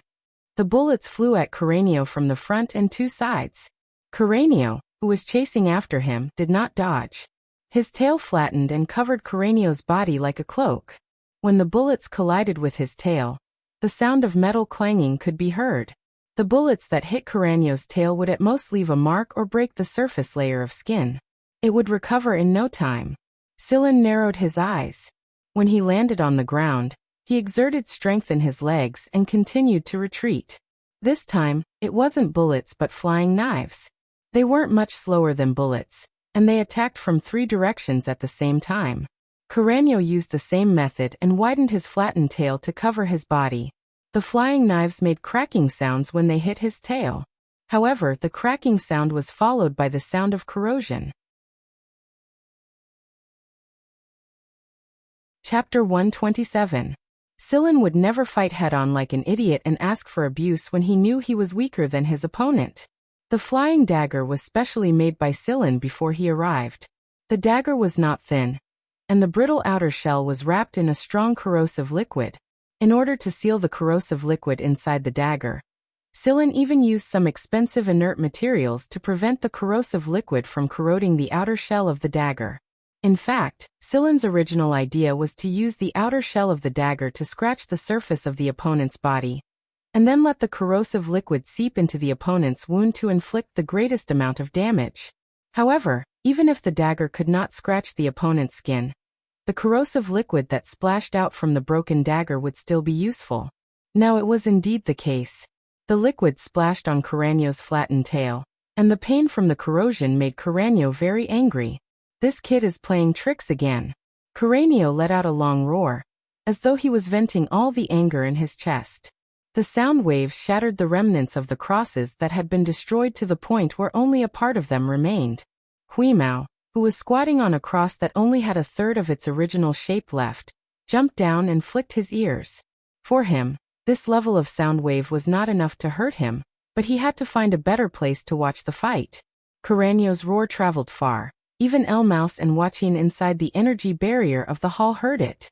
Wuxia was surprised. It should be the Skeleton King's roar, said El Mouse. However, he could also hear the anger in the voice. To be able to force the Skeleton King to this extent, Silen was indeed very surprising. After all, according to El Mouse's understanding, the Skeleton King, Carreño, would not let out such a roar even if all his subordinates were killed. Carreño was really angry, extremely angry. After so many years apart from being injured by that person. Until now, Carreño had never been so sullen. A common human, a young brat, not only had he killed his 100,000 subordinates, he had even injured him. Carreño threw caution to the wind. At most, he would just lose one of his tails. It would grow back after a few years. All he had to bear was a moment of pain. What he needed to do now was to crush this cunning brat. As long as he didn't clash head-on, Silen was able to dodge. In this cross field, one was retreating while the other was pursuing. Silen was still retreating and throwing his flying daggers. A layer of Carreño's tail had already been corroded. Carreño was already numb to the pain in his tail. He did not believe that Silen could continue retreating like this. Silen was not in a hurry. Carreño was currently in a state of rage. This was a good sign because in a state of rage, Carreño did not have much brainpower to think about other things. When Silen was very young, he had heard a conversation like this. Do you know why the hunter is superior to the prey? The hunter is stronger than the prey. Only the strong are the hunters, while the weak are the prey. No, because the hunter will set traps. To the fish, the angler was the hunter. They would cast the bait and quietly wait for the fish to take the bait. The people who lived in the forest would set traps to catch large and ferocious beasts. Perhaps when they were excited, they would watch the trapped beast fight. They had long been used to using the smallest amount of effort to catch their prey. Silen and Carreño both saw the other as prey. But in the end, who would be crowned as the prey? When Carreño realized that something was wrong, it was already too late. The first thing that had happened was his tail. Then, the numbness quickly spread to the rest of his body. Only now did Carreño realize that the cunning kid was playing tricks again. The highly corrosive liquid had corroded the surface layer of Carreño's tail, allowing the toxins behind it to play a better role. The same throwing knife, the same proportion, but the completely different inside. Not to mention Carreño, even El Mouse might not have thought of this. If the proportion was different, El Mouse might have become suspicious and guessed that there was a difference in the throwing knife. But when Silen made these, he had completely taken this situation into consideration. The highly corrosive liquid and the concentrated neurotoxin. When Silen made these two kinds of liquids, he had deliberately taken their proportion into account. However, even if they were not of the same proportion, with the current Carreño, he was afraid that he would not notice it. At the same time, his selective ignorance of the pain in his tail had caused Carreño to notice the first poisonous throwing knife. By the time he did notice it, too much of the toxin had already seeped into his tail, and it had spread to the point where he could no longer save it. El Mouse's evaluation of Carreño after hiding in Poison Fong for so many years was that Carreño was ruthless, strong, smart, but not smart enough and not cautious enough. His past achievements had caused the Skeleton King to overlook too many potential threats. He had always thought that he was standing at the top, and that he could look down on the ants below him. But in reality, He had been pulled down into the abyss before he could truly understand how lonely it was to be at the top. Sillin had collected the neurotoxin in the vines that had once poisoned Carrie. On the green planet, Sillin had also collected other neurotoxins from plants and animals. The current one was something Sillin had specially prepared for Coranio. Inside Engi's workshop, Sillin had bred 2 types of insects, mixed them with a highly corrosive liquid, and synthesized this neurotoxin that even a rank A genotype could not withstand. Coranio could only feel that everything around him was moving further and further away. His hearing, touch, smell, and taste seemed to be deteriorating, and every joint was rusting like scrap metal. Moreover, the rust was getting worse and worse, and his movements were becoming slower and slower. Every muscle was spasming, and his breathing was rapid but irregular. For some reason, Coranio felt that no matter how much he breathed, the oxygen he breathed in was not enough to satisfy his needs. His mind was becoming more and more muddled, and the sporadic sparks seemed to burn his eyes. He could not help but look into the darkness. Not far away, Quimao was squatting on top of a pile of rubble and watching the battle with wide eyes. At this moment, he tilted his head and looked at the man who was walking in an S shape just a moment ago. His nimble and ever-changing tail was dragging weakly on the ground, and Coranio looked like a drunkard as he staggered through the ruins. Sillin stood 100 meters away from Coranio and watched as Coranio moved towards him step by step. However, the effects of the neurotoxin had severely affected Coranio's senses and thoughts. He slowly deviated from his path and finally collapsed on the spot where he once punished sinners and watched slaughter. In the past, it was Coranio, Poison Fong's skeleton king, who sat on a high place and watched the ant-like beings on the ground suffer bloody battles and torture. But now the roles had changed. It was as if Coranio could see him lying under a giant cross, and the devil-like young man standing at the top of the cross, watching indifferently as he struggled in silence. His throat could no longer produce any precise syllables, and all that came out were indiscernible grunts. In truth, he only wanted to say one word: devil. Sillin still stood at a distance and watched expressionlessly. There was no coldness, no mockery, no joy or relief after revenge in his eyes. His eyes were as calm as ever. A while later, Sillin took out a small marble-like object and flicked it at Coranio, who was lying in the ruins. The marble hit Coranio's body and scattered around Coranio. The wind blew past. The surviving birds of paradise around the ruins smelled the scent in the air and swarmed towards Coranio. Sillin closed his eyes and sensed the remaining commotion above the ruins. It's time to end this. Chapter 128. When the first ray of light shone upon the ruins, the dust in the air had already settled down. The only things floating above the ruins were the lingering smell of gunfire and flesh and blood. Inside the great hall, the 4 energy shields gradually faded and dissipated. It was time. According to Sillin, they could walk out of this place without needing to change the energy shields when they dissipated. Moreover, at some point in time, not a single Poison Fong member was left around the great hall. Thinking was one thing, but El Mouse and Watching could not take the first step. Both of them were veterans. After the energy shields had dissipated, the lingering aura in the air became even more obvious. It was as if it was telling them the faint experience of fear and despair hidden in the darkness. El Mouse and Watching looked around warily. El Mouse was ready to throw out more energy shields at any moment. 1 minute. 2 minutes. 5 minutes later, Watching inhaled deeply and took the first step. Since Watching had taken the first step, El Mouse followed suit. The duo moved their feet step by step. All of the surveillance equipment had been destroyed, and El Mouse could not obtain any images from them. There were a few Poison Fong members who had been dead for a long time lying around the Great Hall, but there were no more than 10 of them. If they were to rely on their hearing alone, they could tell that there was no one around them.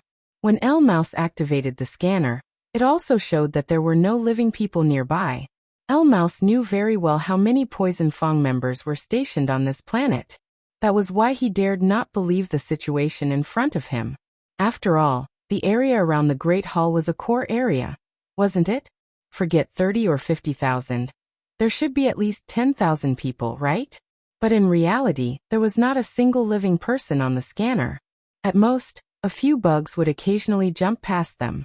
El Mouse and Joaquin had an indescribable fear towards bugs. Perhaps it was because Scylla had shocked them too much earlier, but they instinctively wanted to run when they saw the bugs jump past them. However, the bugs seemed to be uninterested in them, so they felt a lot more at ease. However, this peace of mind didn't last for long. The two of them saw a hole suddenly burst open in the chest of a dead man. The clear sound of bones breaking made Emus and Joaquin quickly adjust their guns in that direction. They didn't even bother to wipe the cold sweat that was dripping down their foreheads as they stared straight at the place where the sound came from. Then, they saw a bug slightly larger than the one they saw earlier run out of the person's chest. After the insect glanced at them, it quickly left their line of sight. Emus and Joaquin wouldn't overlook the bug's preemptive attack the instant it saw them. However, the bug stopped its attack in the end, glanced at them, and then left. Fear. It was not the instant destruction, but the torturous approach to death step by step. They knew what was in front of them, but they could not avoid it. It was at this moment that El Mouse and Joaquin seemed to recall some of the things that had happened before. Fear. It was not the instant annihilation, but the torturous death that approached step by step. They knew what was in front of them, but they could not avoid it. The duo was silent for a few minutes. In the end, El Mouse said, "Let's go take a look at the crossfield." After all, a large-scale battle happened there. They had heard the commotion from the Great Hall earlier. Joaquin could not contact Scylla, so he did not object to El Mouse's suggestion. Although he was mentally prepared, he could not calm down when he saw it for himself. It was like a sacrificial ceremony paved with flesh and blood, supported by the flames of war. Broken limbs and remains were everywhere, and there was not a single flat spot in the huge crossfield. The place that was once Poison Fang's recreation ground and bloody execution ground for punishing sinners was now a pile of ruins. 50,000 people had died here, but not a single complete corpse could be seen. Some of them had been eaten until only bones remained. What on earth happened here? This was Poison Fang we're talking about. The famous group of lunatics in Sector V. The duo stood at the edge of the crossfield and stared at the man at the center of the ruins with complicated gazes. A lens popped out of the device in El Mouse's left eye. Through it, he could see the situation inside the crossfield clearly and record it all at the same time. There was a cross more than 5 meters tall at the center of the crossfield, and Poison Fang's emblems were piled underneath it. El Mouse did not know how many emblems there were, but the fact that they were here meant that the owners of the emblems were dead. Lying on top of the emblems was a skeleton. It did not look like the skeleton of a normal human, and there were 2 rows of specialized bones at the torso. On top of the cross, Scylla was sitting casually. He was holding a book in his hand and reading slowly. A gray cat was squatting on his shoulder. Its eyes were narrowed, and it looked very comfortable. Scylla's voice was neither fast nor slow, but it was very comfortable. It was like a cool breeze that swept through the ruins, calming the restless heart inexplicably in this land surrounded by red sand. Emus didn't know what language it was, but the translation device translated it right away. It was Standard Sector X's sector language. The dying criminal listens to the honest cries in his heart nestled in the universe in this ridiculously beautiful starry skywind, and rain ushered in the era birds from heaven passing by the human realm. Scylla ignored the arrival of Emus and Joaquin and continued to read on his own. The light that slowly rose from his back caused the man, the cat, the pile of symbols and the cross to form a long shadow in front of him. There was a saying in the League of Stars that 50 years made a generation. It had been almost 50 years since the glory of the previous generation. Was the new generation about to rise? El Mouse smiled. Poison Fang's infiltration mission was over, and if there were no accidents after he returned to the military, his peak was about to arrive. In that case, how many people would become the leaders of this new era? No matter what, El Mouse was glad that his peak was in this era. Even if he could not become a leader, he could at least witness the glory of this era. Vanguard Division 6 Scylla, compared to the 6th Division's Commander Schotten, and compared to the other B Squadron commanders of Vanguard, El Mouse believed that Scylla was more than qualified to enter the Hunt ranking. The Hunt ranking was a ranking the military made specifically for hunters. Only the higher-ups of the military knew the names on the hunt ranking. Anyone who was listed on the hunt ranking would receive special treatment from the military, even more so than Skeleton King and Cráneo. Right now, El Mouse did not know what kind of treatment this was, but perhaps he would know very soon. At this time, Sillin had finished reading the poem in the book. He closed the book, but did not jump down from the cross. You're here.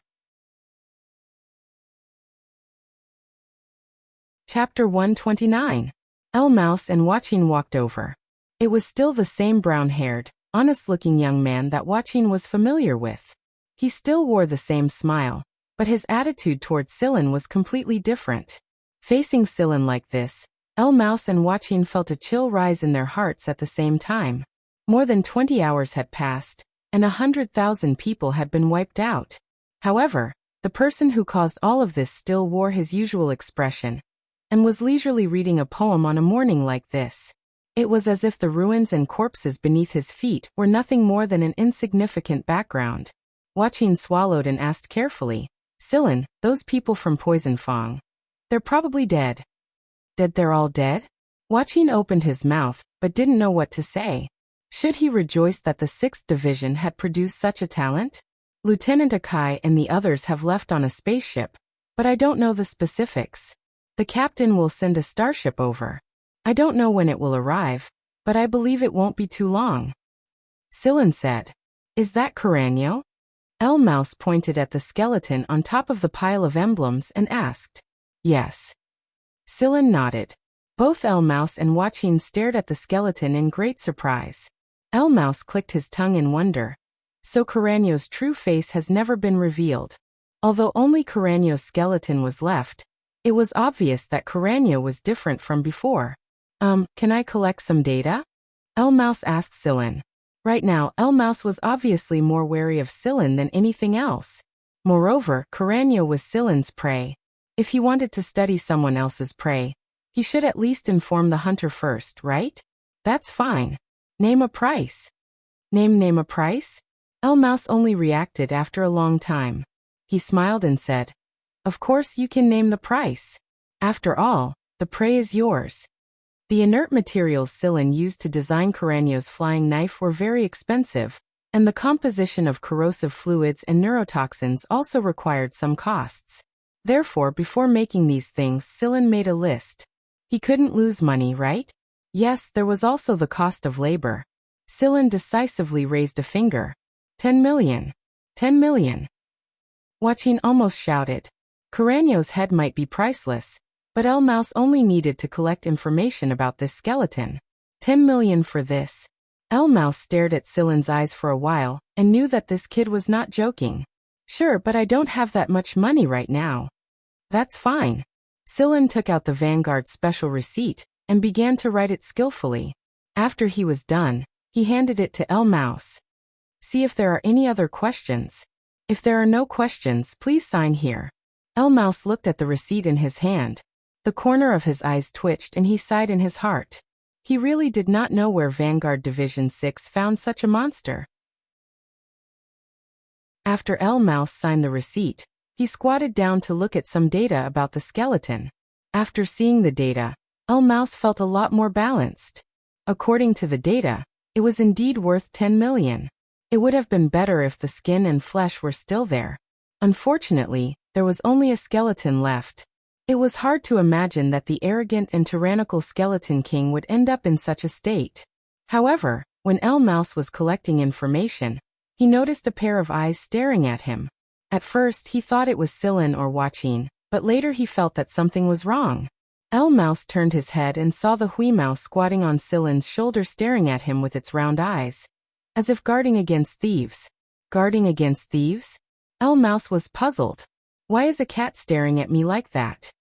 Although Cráneo did not tell El Mouse about Huimao looking for energy ores, El Mouse had his own way of finding out. Therefore, he knew that this should be the talking cat that could find energy ores. However, why would Sillin bring it to such a dangerous place? Wasn't he afraid that this cat would not be able to return? The man and the cat stared at each other. Huimao had adopted a strategy of not moving if the enemy did not move. If the enemy moved, it would not move. Knowing that El Mouse was from the military, Huimao was much more careful. It was not as casual as it was with other hunters. Seeing that Huimao did not respond, El Mouse did not say anything and continued to collect data. However, Silin, that guy is cheating. Huimao suddenly shouted. Its round eyes stared straight at El Mouse, full of anger. El Mouse spread his hands helplessly. How am I cheating? Although he knew that Huimao could speak, El Mouse was still shocked by the cat's sudden voice. Even Silin and Huaqing, who were in the middle of a conversation, were looking at Emuse with the same expression. Kid, you're trying to play tricks right under our noses? You want to keep Carreño company, right? El Mouse wanted to say something, but Huimao raised its paw and pointed at El Mouse. He's shaving Huimao did not know how to describe it. Sampling, Silin said tacitly. Yes, sampling. There's an additional fee for sampling. El Mouse's face froze. How could he collect information more accurately without sampling? Silin looked at El Mouse and calmly took out the receipt. Name your price. Huaqing and El Mouse. El Mouse wanted to say, I'm not collecting anymore. But I've already signed 10 million. Wouldn't it be a waste to give up on me? Therefore, El Mouse signed another million. You don't have to pull a long face. I know you can report the debt to the higher-ups. It's not like you need to cut your own flesh. Silin said while looking at Emu's bitter expression. Then he handed over 2 bills. Looking at the numbers on the 2 receipts, El Mouse's eyes darkened. He pointed at Silin with a trembling hand. You don't go too far. Carreño's bones are not worth that much. 10 million was written on each of the 2 receipts. When did I say that these 2 receipts were related to Carreño? Silin looked at El Mouse. You've collected those 2 worms, haven't you? El Mouse froze. He did not expect Silin to know about it. He had secretly collected samples of the 2 worms, and Huaqing had not noticed it. However, according to El Mouse's evaluation of the 2 worms, 10 million for each was considered cheap. Therefore, Huaqing watched as El Mouse signed 2 more 10 million receipts. Huaqing roared in his heart. Vanguard Division 6 has produced a genius. 5 hours later, a starship of the 6th Division arrived at the outskirts of the planet. Led by Shotten himself, they had tracked down the delayed signal Huimao had left behind. Although the delayed signal would be delayed, it had the advantage of concealment and could evade Poisonfang's signal detection. On the way here, they encountered the spaceplane carrying the unconscious Akai and the others. Other than 3 who were still in the ICU, the rest were in normal sick rooms. This allowed Shotten to breathe a sigh of relief. Originally, they hadn't placed much hope in Silin. Carrie, Xiaoshang and the others were even prepared to fight with everything they had, but they didn't expect the result to be like this. When they arrived at the planet, they saw the debris floating in outer space. When the people at the crossfield fell one after another, some people on the starships that had stopped outside tried to escape. Therefore, Carreño pressed the controller in his hand. There was a button on the controller that controlled the bombs installed on the starship. The people of Poisonfang only had 2 choices. They could either die in battle, or be blown to pieces. Carrie and the others stared blankly at the debris outside the planet. At the same time, the signal receiver converted the received signals into information, and displayed it on the big screen. Silin did not allow them to enter the planet. He only ordered them to send out an unmanned spaceplane, and forbade anyone from the 6th Division from approaching the planet. Although Shotten did not quite understand Silin's words, he did as he was told. After the spaceplane returned, Carrie gave Silin a heavy punch when he saw that Silin was fine. He had been holding a grudge against Silin's solo operation this time. You're not allowed to do something like this next time. Call us if you're going to do something. Yeah, me and Ba Dao too. Xiaoshang said while patting Silin's shoulder. Hey, who's that guy? Carrie pointed at the meeting room door next to him with his chin. When Carrie saw the stranger who boarded the ship at the same time as Silin and Huaqing, he was about to go up and take a look. However, Shotten had dragged everyone into the meeting room for a secret discussion, and didn't give Carrie the chance to inquire. That's the enemy of my enemy. Silin did not say Amao's name because the name Amao's was definitely a fake. As for what Amao's real name was in the military, Amao's probably wouldn't tell him. The people of the 6th Division did not know what method Sillin had used to completely wipe out Poison Fang, but one thing was for sure. They were starting to feel a sense of fear towards Sillin. Be it the normal personnel or the lieutenant commanders, everyone was obviously careful when they spoke in front of Sillin. Sillin had made a great contribution this time. He had saved the hostages, seized back the energy ores, and even destroyed Poison Fang. Even the A squad of Vanguard probably wouldn't have been able to accomplish such a feat with such efficiency. At the same time, Sillin also told Akai, Huaqin, and the others that without Huimao, he could only destroy Poison Fang but not the hostages. Therefore, it was all thanks to Huimao that Akai, Huaqin, and the others were able to survive. As a result, Huimao's status rose once more. Every time Huaqin and Akai saw Huimao, they would smile kindly. This also led to Huimao being pampered to the heavens. And his status in the 6th Division was even higher than that of a lieutenant commander. Shoten did not ask too much about Sillin's actions on the planet. When Sillin said that the planet would be listed as a forbidden zone for the next 100 years, Shoten agreed without hesitation. He ordered the people of the 6th Division to not step foot on the planet for the next 100 years, and also informed Bart and Songbao Leruo not to enter. Huaqin and Amaus did not object to the planet being listed as a forbidden zone in the slightest. They knew that the reason the insects did not attack them must be because of Sillin. If Sillin did not leave any medicine or other preventive items on them, they would have turned into a pile of bones a long time ago. After the group returned to the 6th Division's main ship, Diaz called for Sillin before he could even rest. "You want me to be the lieutenant commander?" Sillin glared at the smiling Diaz who was lying on the sickbed. The guy's complexion looked much better now. No way. Sillin shook his head and prepared to leave. He had overworked his brain, and was so tired that he was going to shit himself. However, the door was firmly shut. He tried the door lock but it was useless. Sillin turned around to look at the one-armed Diaz. "What's wrong, uncle? Are you planning to force yourself on me?"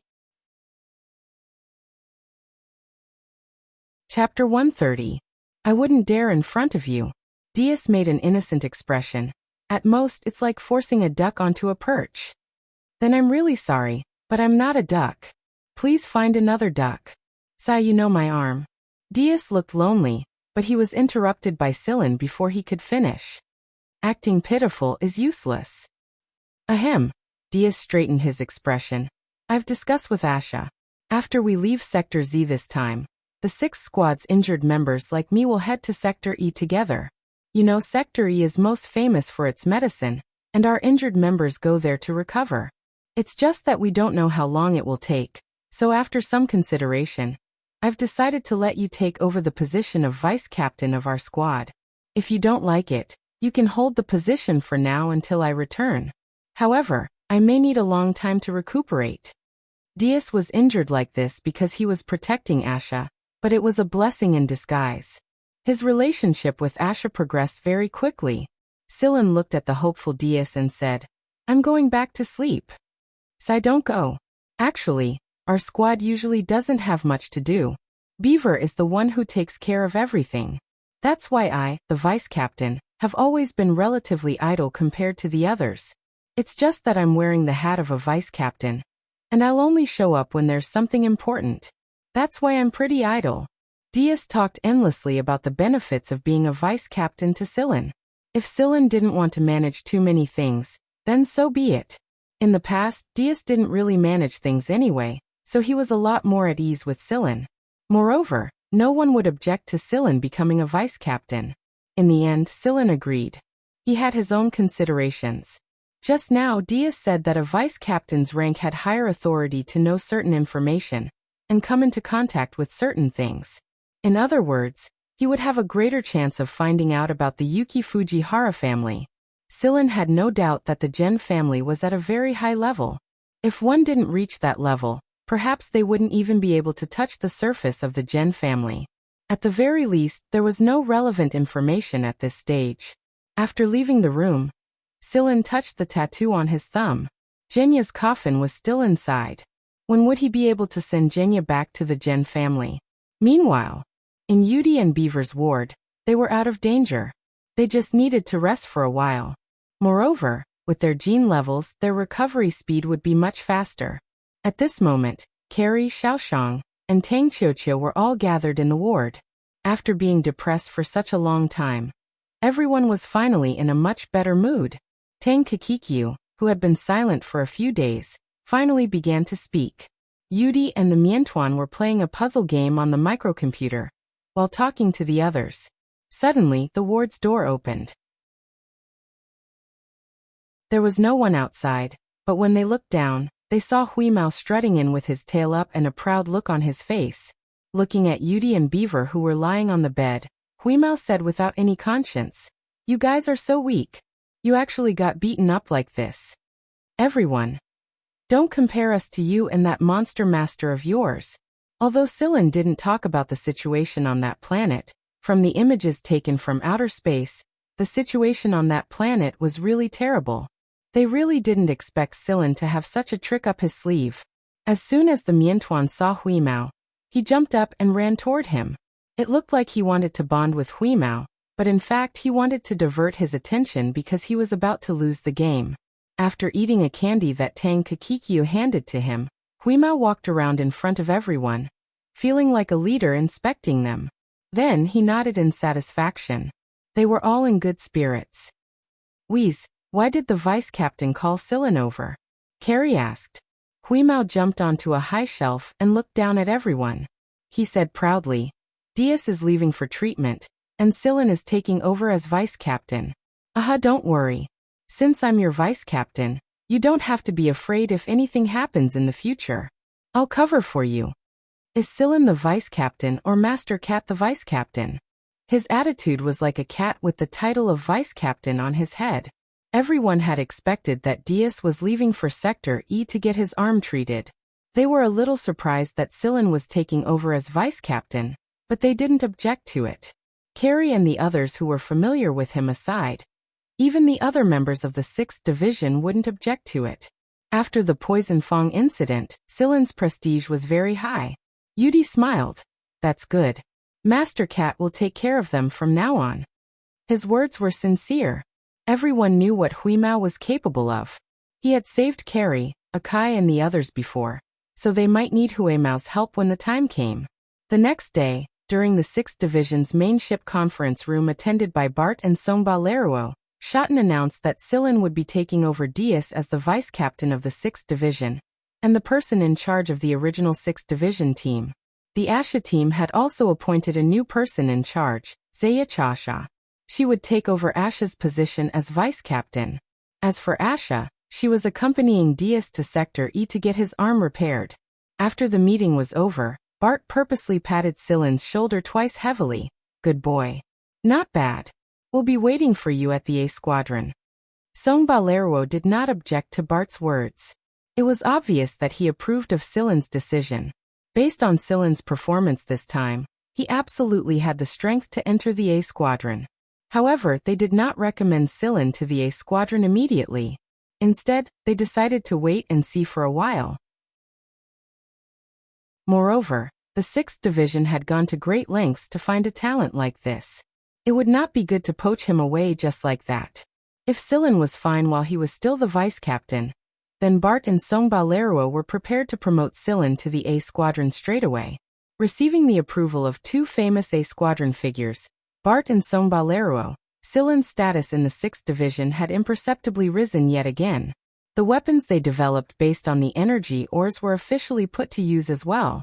This undoubtedly boosted the 6th Division's confidence. After a period of recuperation and reorganization, the 6th Division embarked on their return journey. They had completed their mission this time, collected enough information on the planets, found special energy ores, and destroyed Poison Fong's secret base in Sector Z. These achievements were enough for them to stand out in the Vanguard squad. Moreover, they had only used half of the originally scheduled 5 years. Bart also told them that the A Squadron was prepared to allocate a huge sum of money to the 6th Division as a reward for the 6th Division's achievements this time. This way, the 6th Division would have more funds to develop themselves. At the outskirts of Sector Z, there was a very wide rock belt. More than 20 starships were parked there, and Navigator and Heaven's Birthsby squadrons were among them. The reason they were parked here was because there was only one passage in this rock belt, and only one fleet could enter at a time. Otherwise, problems would easily arise if more than one fleet entered at a time. So, looking at the current situation, there was a problem. At first, there were a few hunter regiments arguing, and no one was willing to give way to the other. All of them were saying the same thing. Why should I let you go first? But not long after, AB Squadron from Heaven's Birth and AB Squadron from Navigator arrived almost at the same time. Therefore, the rest of the hunter regiments shut up and happily watched the 2B squadrons of the four great powers squabble.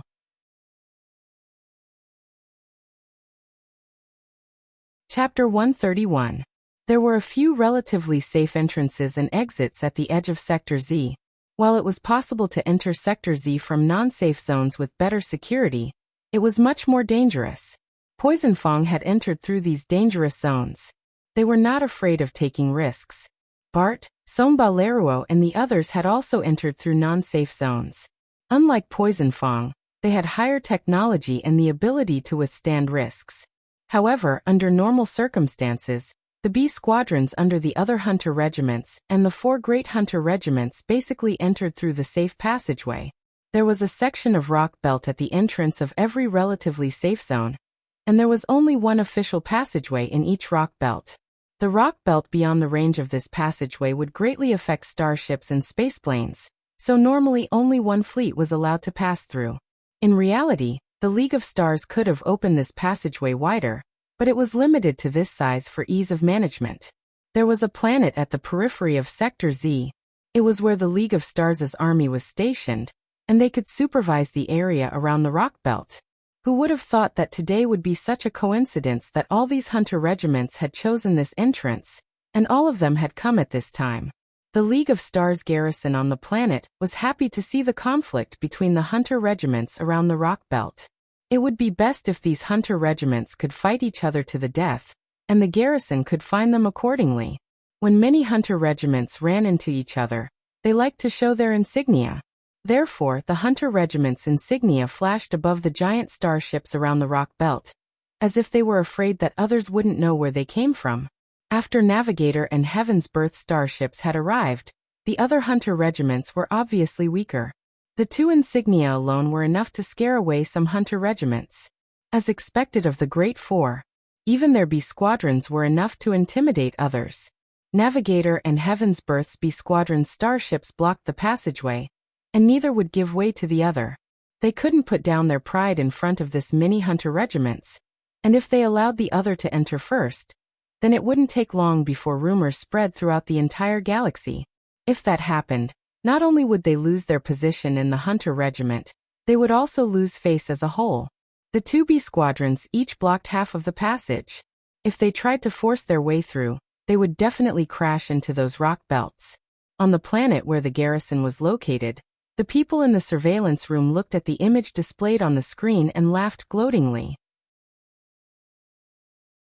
Suddenly, one of the surveillance personnel reported, "Sir, there's a fleet on the other side of the rock belt requesting to pass."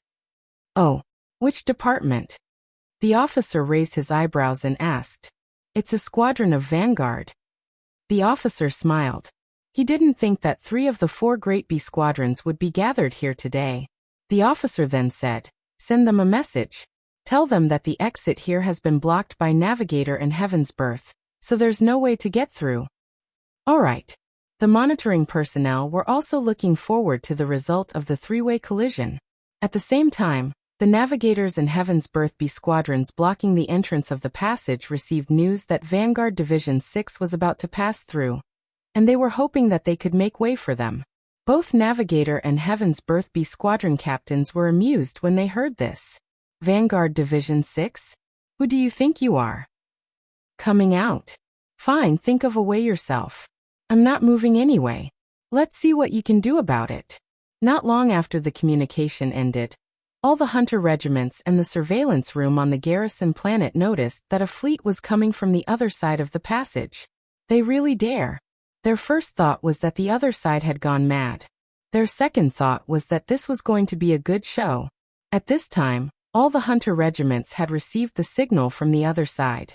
It was a signal unique to Vanguard's B squadrons, and under normal circumstances, hunter regiments would make a corresponding retreat when they received such a signal. However, the current situation was that all the hunter regiments other than the four great ones had retreated to the side, and only Navigator and Heaven's Birth were fighting Vanguard. 1 against 2? Interesting. No matter which side won, it would be a rare show for them. The signal displayed on the screen indicated that the two sides of the passage were getting closer and closer. The Navigator and Heaven's Birth B squadrons had already given their orders, and their military systems were ready. If they really wanted to fight, they wouldn't mind opening fire right here. Moreover, there were two B squadrons from two of the four great ones on this side of the passage. Vanguard's 1v2 had to look at their opponents first, right? In many people's opinion, Vanguard Division 6 had acted recklessly this time. To put it bluntly, they had no idea what was good for them. However, this opinion was soon overturned. Just when Navigator and Heaven's Birth were about to open fire, the other side suddenly deviated from their flight path. This meant that the other side wasn't inside this passage, but they showed no signs of slowing down at all. What on earth are they trying to do? There was a flash of white light, and a composite starship covered in a layer of dark red energy shield charged out. Moreover, it was charging right above the Navigator and Heaven's Birth B squadrons. The rock that had been blocking the front of the composite starship was frozen by the white light, and then turned into dust when the black-red energy shield crashed into it. The black-red energy shield of the composite starship looked even stranger and more mysterious in this atmosphere. As the starship flew out, it left behind some stone fragments that had been frozen by the cold beams of light. The light reflected by these frozen fragments was incomparably gorgeous against the dark background. When the starships flew out, in the signals received by the various starships and the monitoring rooms of the garrisons, 6 consecutive sounds that sounded like accented cannons appeared in a specific rhythm, one louder than the other, interspersed with the music of beads. The data and pictures displayed on the electronic screens of some of the starships that were not heavily guarded were all jumping in the same rhythm. The hunters who heard the music felt as if their hearts were beating in sync with the music. The music slowly turned ancient and distant, like a sharp knife that pierced through every space. Above the starship, a huge saber-like cursor appeared. Although it was only a cursor, it was so sharp that everyone had the illusion that it was even more imposing than before. There was a number 6 next to the sharp knife. Vanguard Division 6. Although they didn't attack the Navigator and Heaven's Birth B squadrons, Vanguard's 6th Division had flown out of their heads. Moreover, they were wearing the distinctive dagger insignia of Vanguard when they flew out. A slap in the face. This was a slap in the face under the watchful eyes of the public. The 4 great hunter regiments had been at loggerheads all this time. There wasn't much open fighting, but there was a lot of covert fighting. Just like this time, the two sides didn't exchange fire at all, but the result was much more intense. After the composite starship flew out, it didn't communicate with anyone. There was only the fading sound of music and the weakening signal as the starship flew further and further away. It was like a king on a journey, leaving only a glimpse of his silhouette, and the feeling of being looked up to in that instant.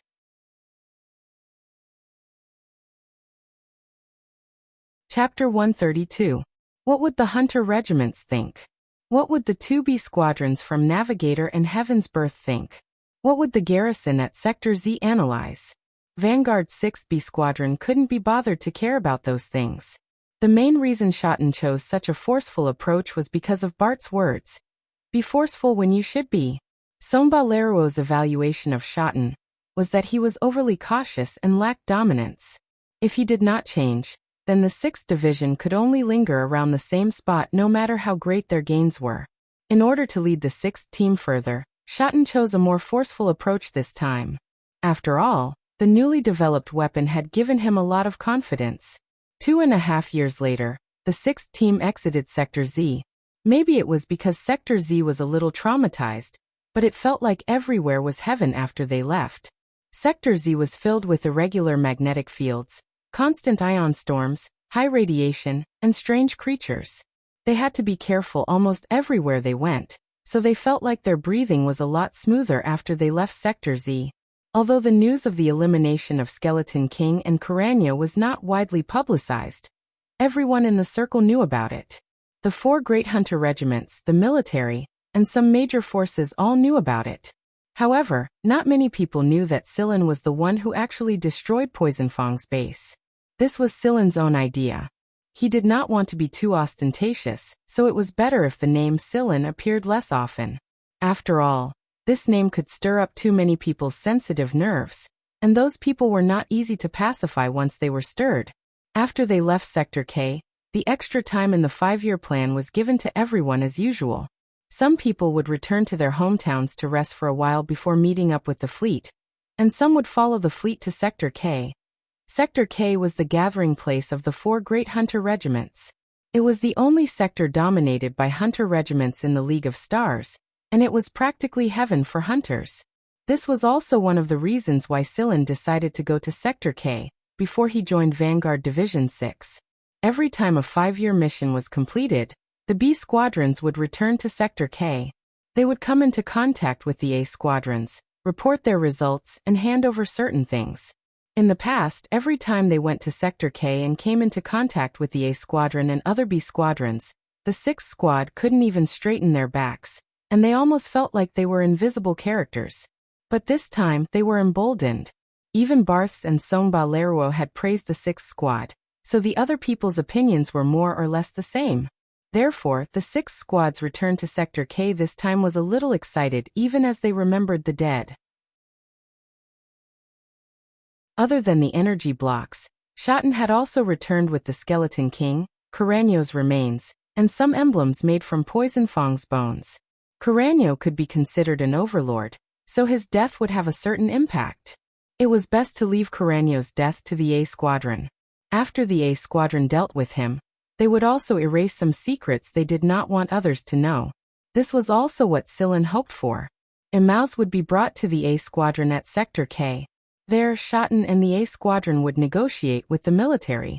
The military would have to pay a price to redeem Emaus, and the outcome was basically up to the A squadron. As for the remaining Poisonfang members at Sector V, it was also a good opportunity for the military to win the hearts of the people. The military would not be too stingy if they could learn more about Poisonfang. Of course, this was also a great contribution from the 6th Division. Shoten still had to ask the A squadron for the promised development funds.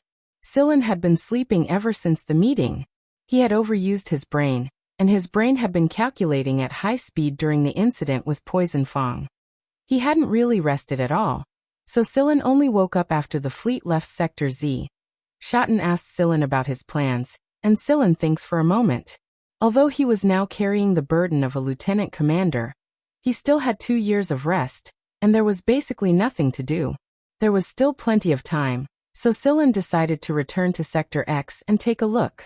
He would walk around every sector, and no one would know that he was the one who eliminated Poisonfang and killed Kuranyo anyway. It would be a good distraction to look around. When the time came, he would meet up with everyone at Sector K. Shoten did not object to Sillin's idea. He told Sillin some information about Vanguard's communication with the Hunter Regiment, and told Sillin to be careful, contact him if he had any difficulties, and that Vanguard would support him from behind. This was the benefit of joining a Hunter Regiment. At the very least, he would have a big hand supporting him from behind. Carey was preparing to return to Sector K and meet up with his friends from the other B squadrons. Badao was going back for a while.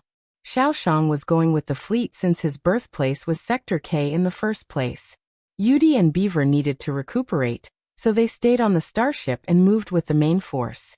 Diaz had brought the wounded to Sector E for treatment, and they would see a whole person the next time they met. However, Tang Qiuqiu was prepared to follow Sillin. She felt that she would be happier following Sillin. After the decision was made, Sillin greeted Shoten and informed the rest of the squad. Then he took Tang Qiuqiu and Hui Mao and piloted a small spaceplane to Sector X's transit planet when the starship passed by Sector X.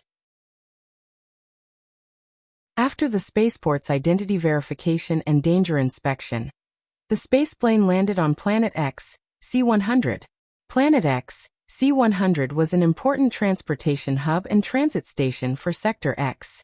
It had a special port for private spaceplanes and private planes to stop at, and it could also be used to help watch over things. Sillin parked the spaceplane at an empty spot, went through the procedures and paid the corresponding fee. Then he went out to forage for food with Tang Qiuqiu and Hui Mao. When Tang Qiuqiu heard that Sillin had met Diaz here, she strongly requested to go to the restaurant near the airport.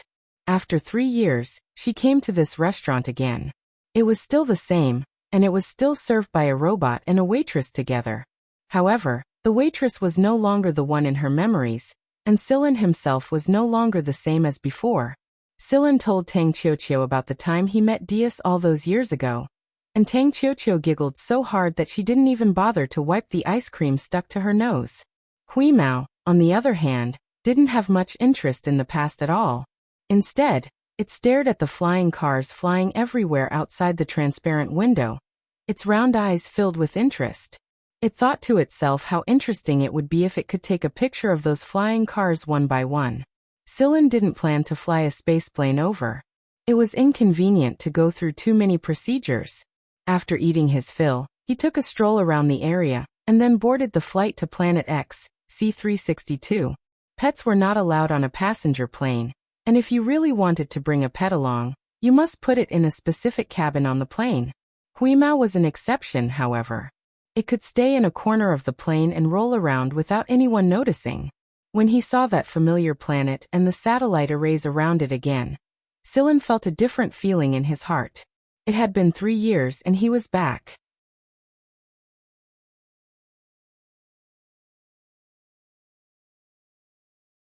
Chapter 133. Planet X, C362, Planet Brown Earth. It was still the same as it was 3 years ago. Nothing had changed, but after seeing the prosperity of the 10 trade zones, even the most upscale district of Planet Brown Earth paled in comparison. Luxuriously dressed, pretentious upscale people could be seen everywhere on the streets, walking with arrogant eyes as usual. Guarding an inch of land and living their own lives was a joy to them. Pretty good. At least most of them were self-satisfied and happy with what they had. Old Devon had opened a small shop in the city, and had also hired people from the slums to help. He was living a good life now. Having a son in his old age, Old Devon always had a smile on his face. At least when Sillin saw him, Old Devon was always smiling happily. Tang Qiuqiu held a large cup of ice cream in one hand, and a lollipop in the other. She ate happily, occasionally looking around curiously. Hui Mao was clamoring to take a flying car. He had originally planned to take a train, but at Hui Mao's request, Sillin took a flying car instead. He hailed a taxi, gave the destination, and the flying car rose into the air and flew away. Sillin did not allow Hui Mao to talk nonsense outside, so Hui Mao expressed all of his emotions through his round eyes. He stared unblinkingly at the flying cars in front and behind the taxi, and could not help but move his claws. There was no other way, his claws itched, and he wanted to pat them. Sillin looked at the scenery outside the taxi window. This planet was still the same. If it was in the 10 trade zones, there would probably be a lot of changes every year. The development of lagging sectors was much slower. When Tang Qiuqiu finished the ice cream in her hand, they arrived at their destination. Although this was only the edge of the slums, they could clearly feel the great difference from the prosperous areas in front.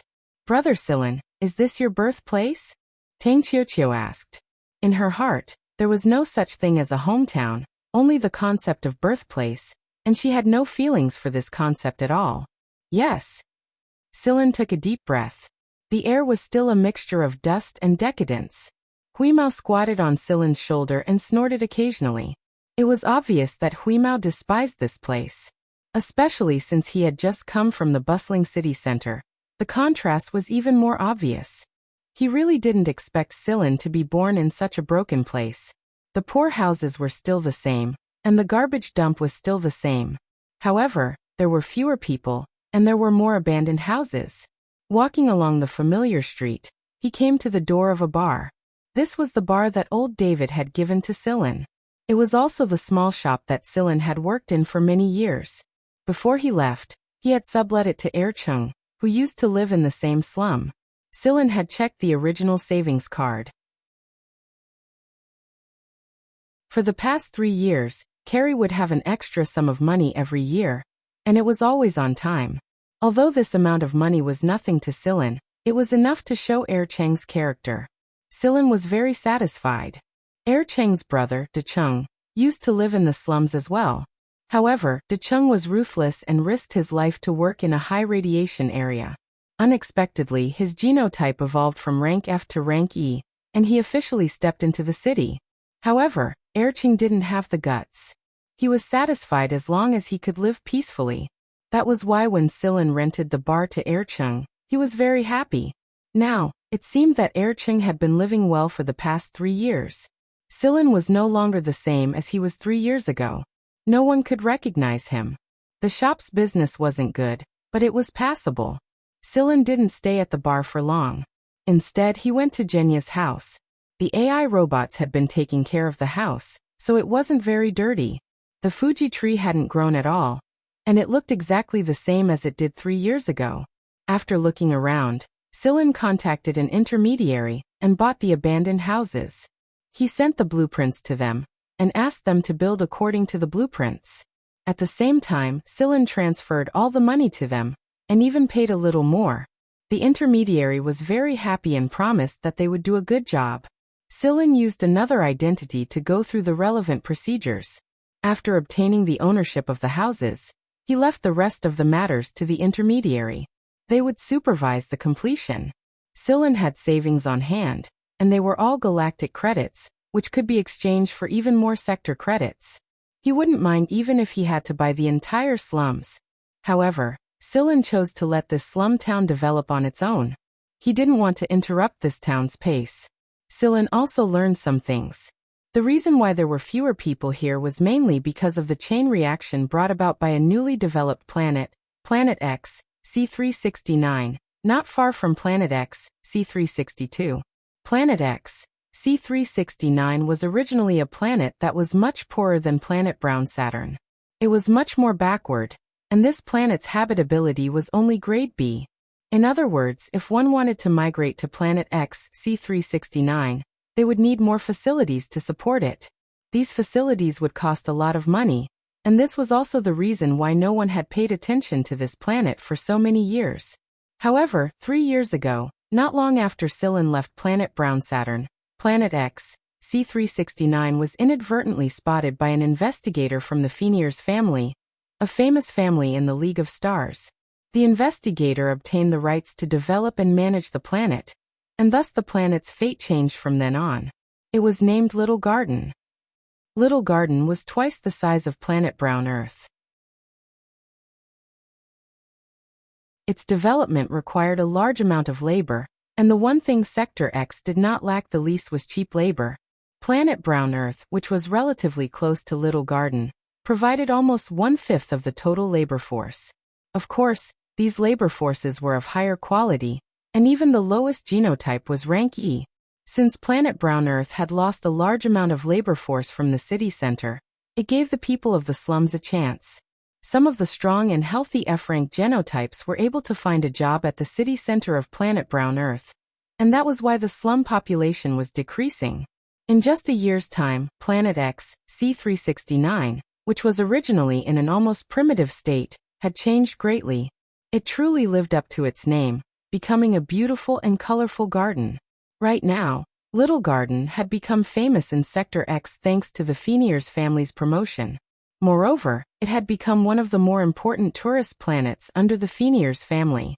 Every day, people from all over the League of Stars would come to visit due to its fame. Do you want to take a look at Little Garden?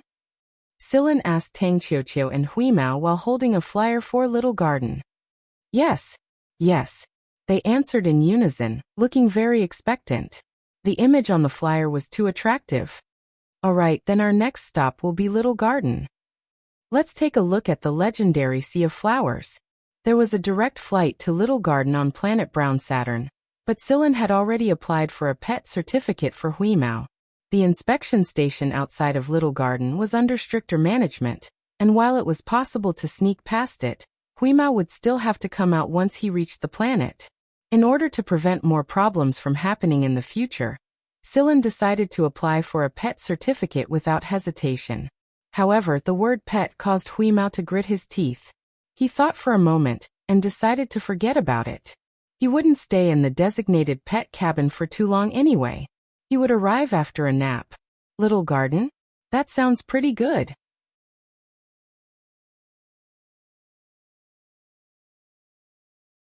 Chapter 134.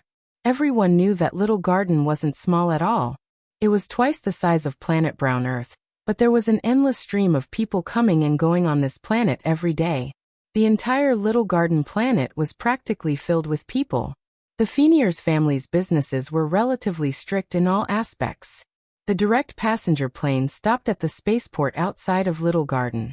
Similar to Seven Lights University, the passengers had their identities checked at the spaceport before boarding a specialized carrier plane to enter the planet.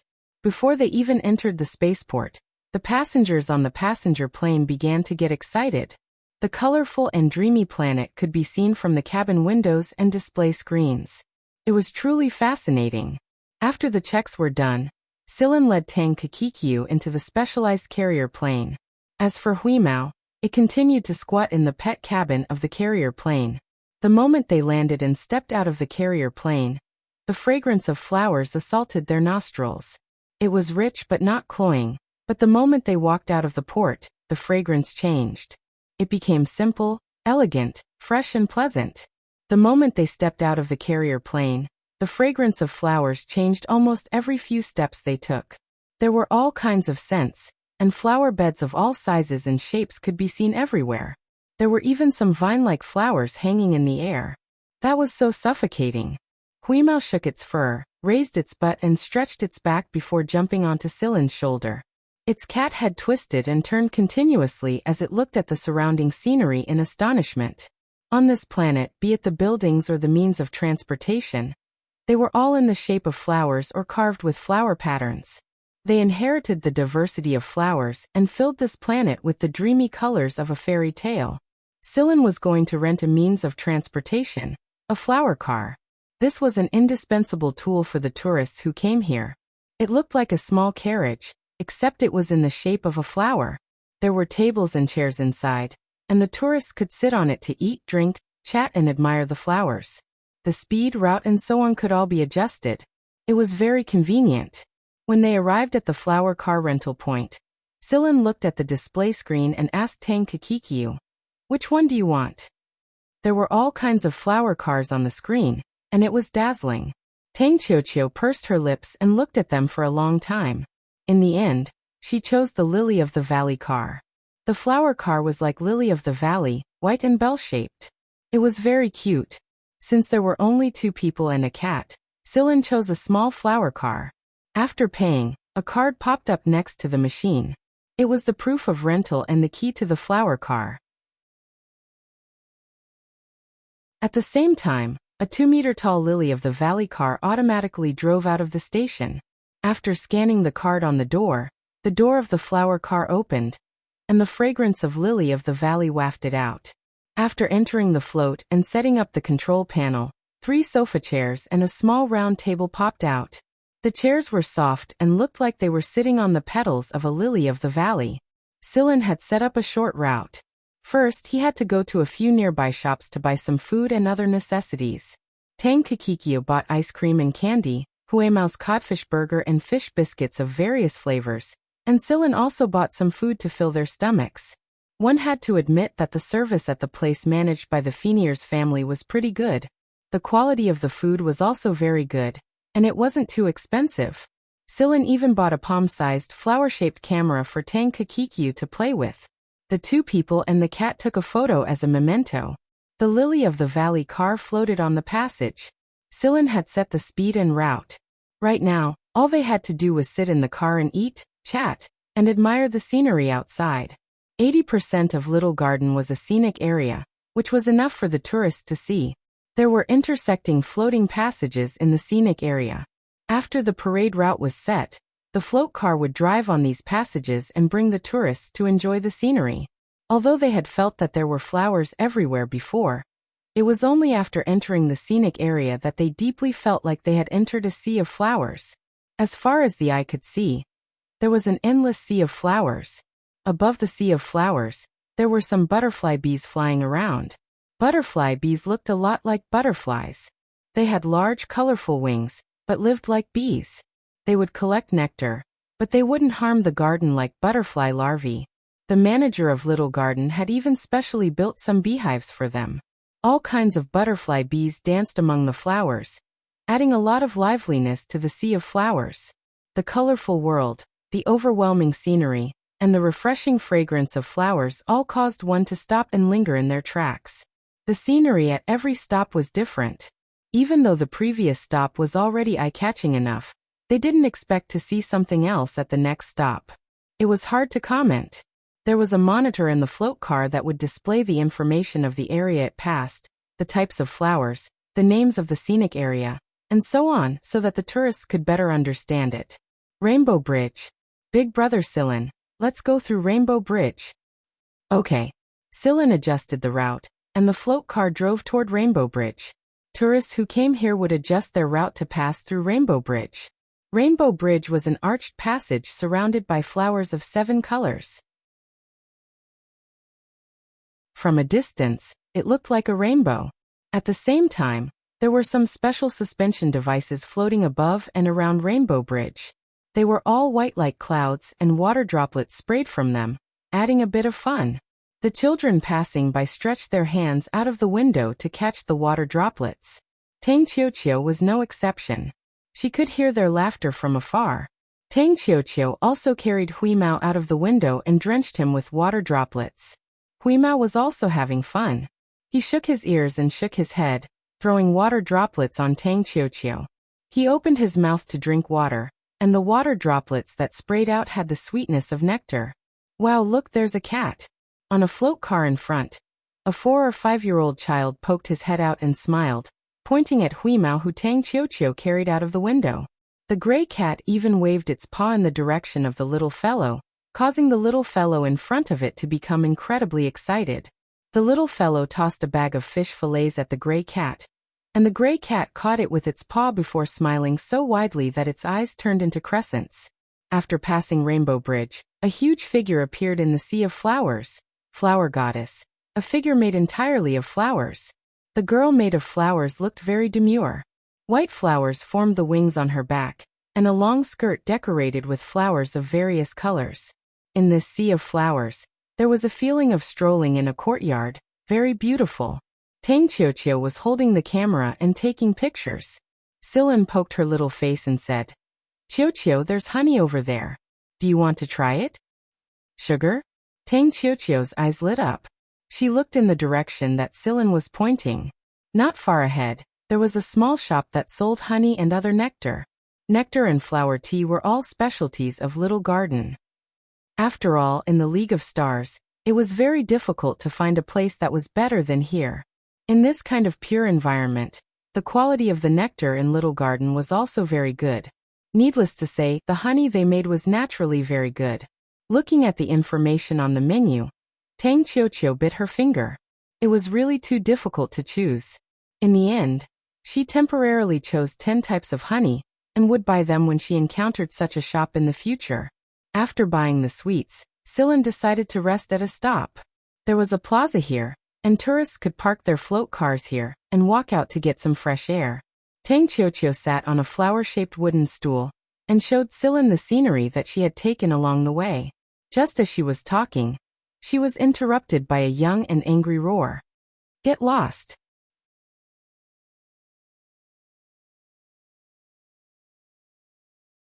Chapter 135.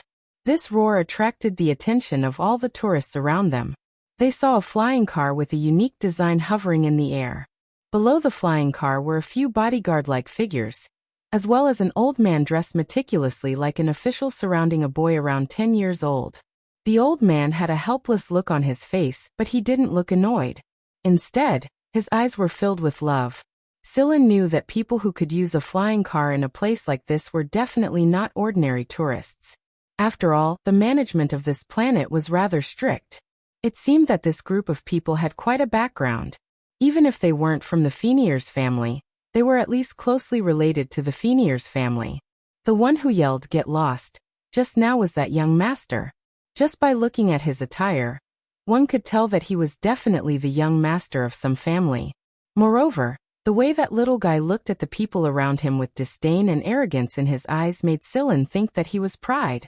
The little guy's face was filled with anger at the moment. One of the bodyguards moved a step to the side and was glared at by the little guy. The bodyguard had no choice but to retract his foot and stand still like a statue.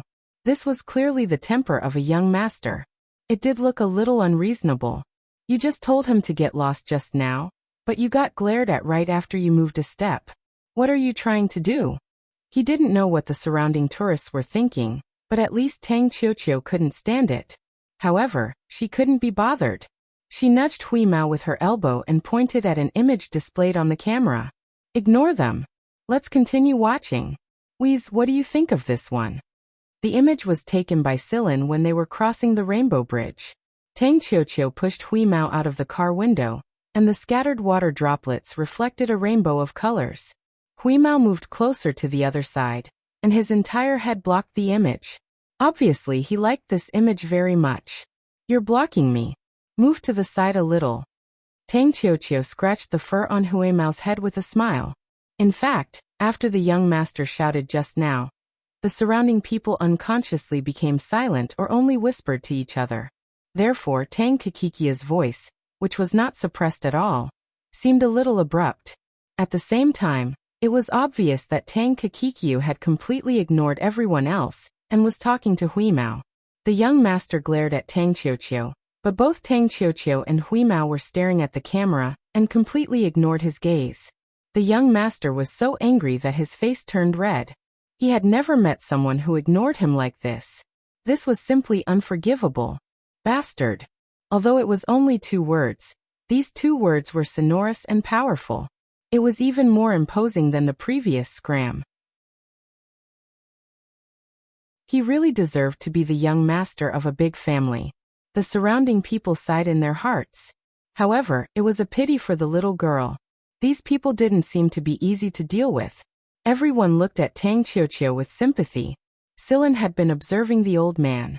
Although it seemed that the bodyguards were looking at the young master, the real person in charge was the old man who looked like a butler. However, the good thing was that the old man didn't show any malice. Hearing the young master's rather imposing roar, Tang Qiuqiu raised her head and glanced at him. The meaning of that glance was obvious. Don't shout, don't disturb us from watching the video.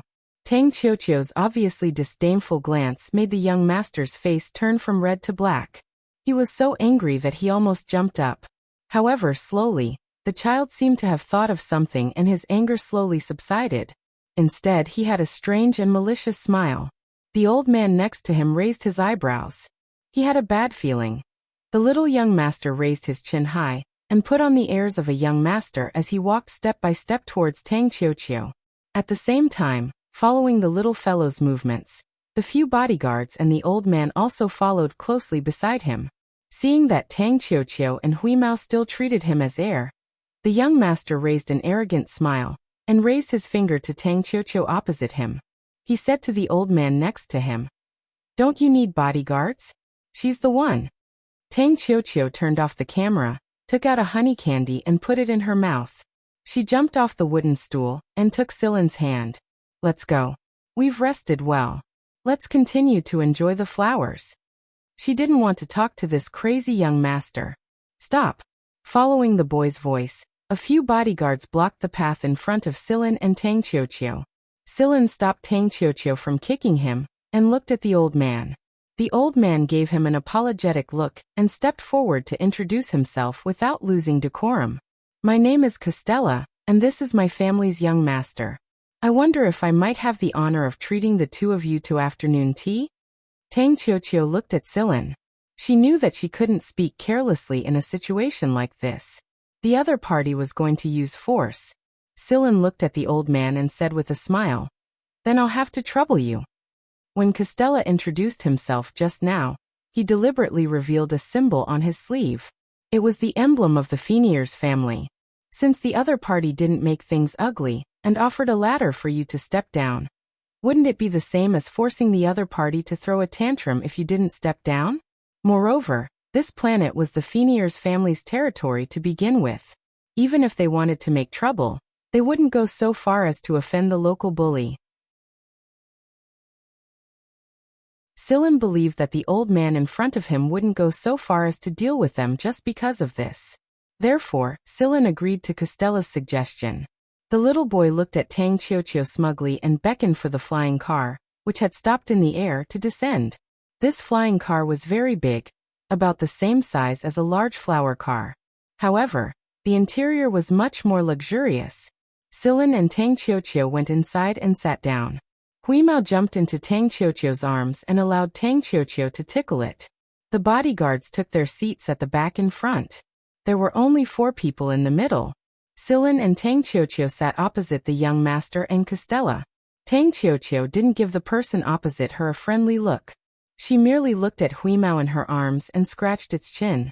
The flying car rose into the air and stopped after flying for a short distance. A small tea table popped up in the middle of the room. Costella picked up the teapot and poured 4 cups of tea. Costella was the first to state that this was a misunderstanding. He had no choice but to bring Sillin and Tang Qiuqiu up here. After all, it wouldn't be good for their reputation if they continued to cause trouble down there. Secondly, Costella expressed that this young master's suggestion was also a misunderstanding. However, before he could finish speaking, the young master forcefully interrupted Costella's words. "I said, let her be a bodyguard. Didn't you say yesterday that you wanted to add more bodyguards? Just nice, let's use her."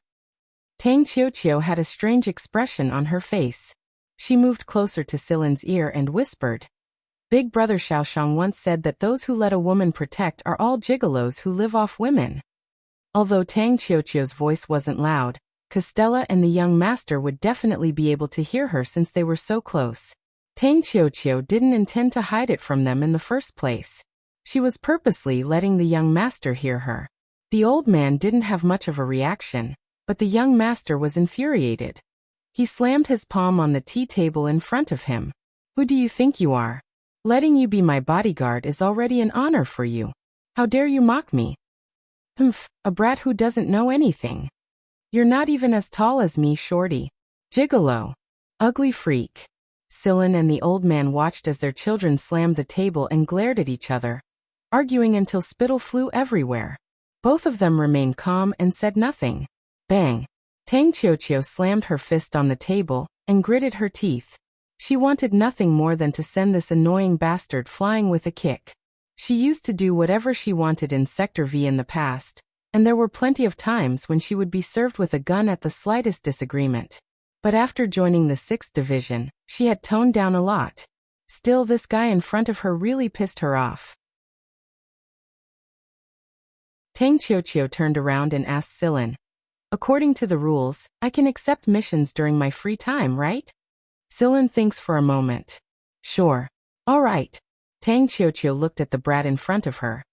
"If the pay is good and it's within my free time, then I'll accept the mission to protect you, gigolo." The young master looked at Tang Qiuqiu disdainfully. "How much pay can someone like you be worth? You overestimate yourself. I might as well hire someone from the Big Four." The Big Four referred to the 4 great hunter regiments. Tang Qiuqiu paused for a moment. She seemed to be hesitating about something. Sillin took a sip of tea and said, "Go. I'll be at the back if anything happens." The corner of Tang Qiuqiu's lips curled when she heard Sillin's words. She fished out the item hanging around her neck and slapped it on the table. "I am Tang Qiuqiu, a member of the 6th Division of the Vanguard of the Big Four Hunter Regiments. Gigolo young master, may I know the price of the Big Four's hunter rewards?"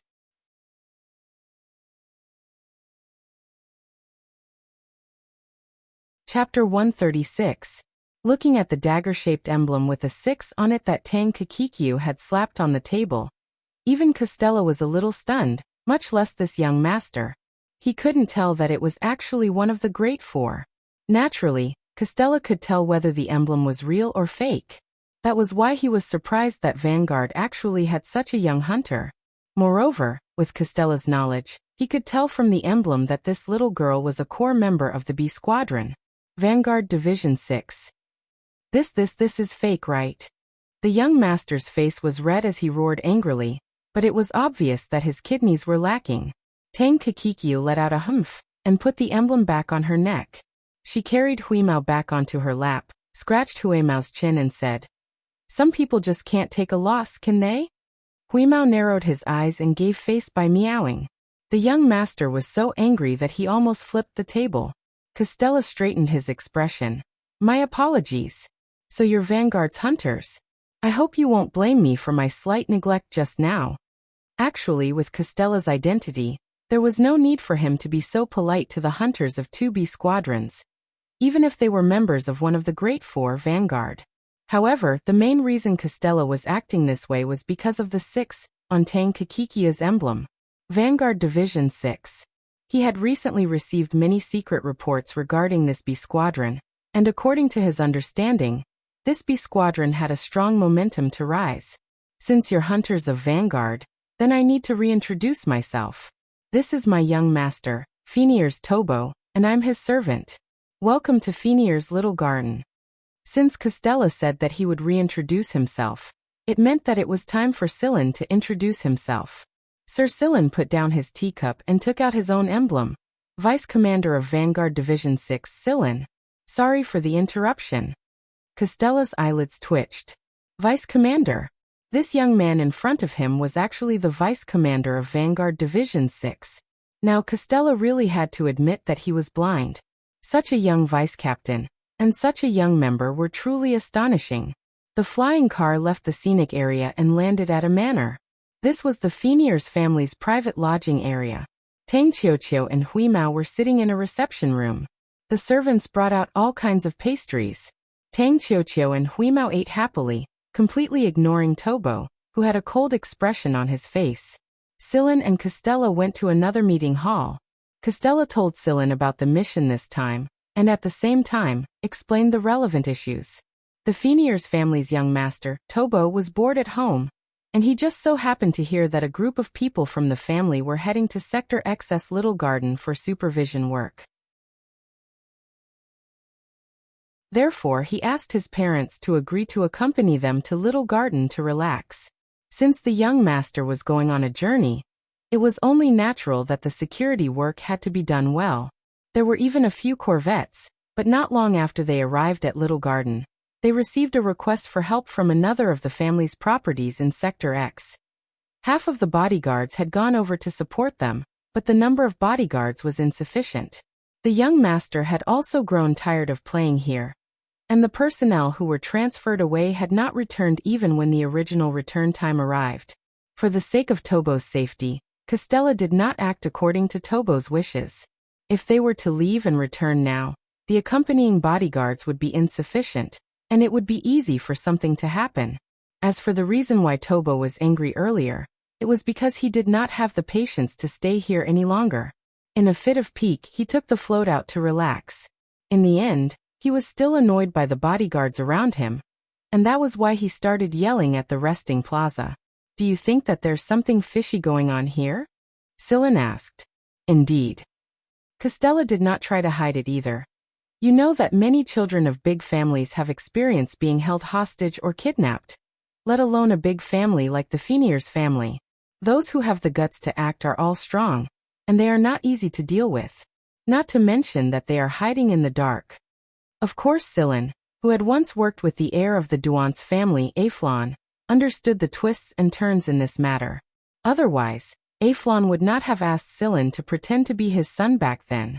As far as I know, a big family at the level of the Fenrir's family would protect their young children very well.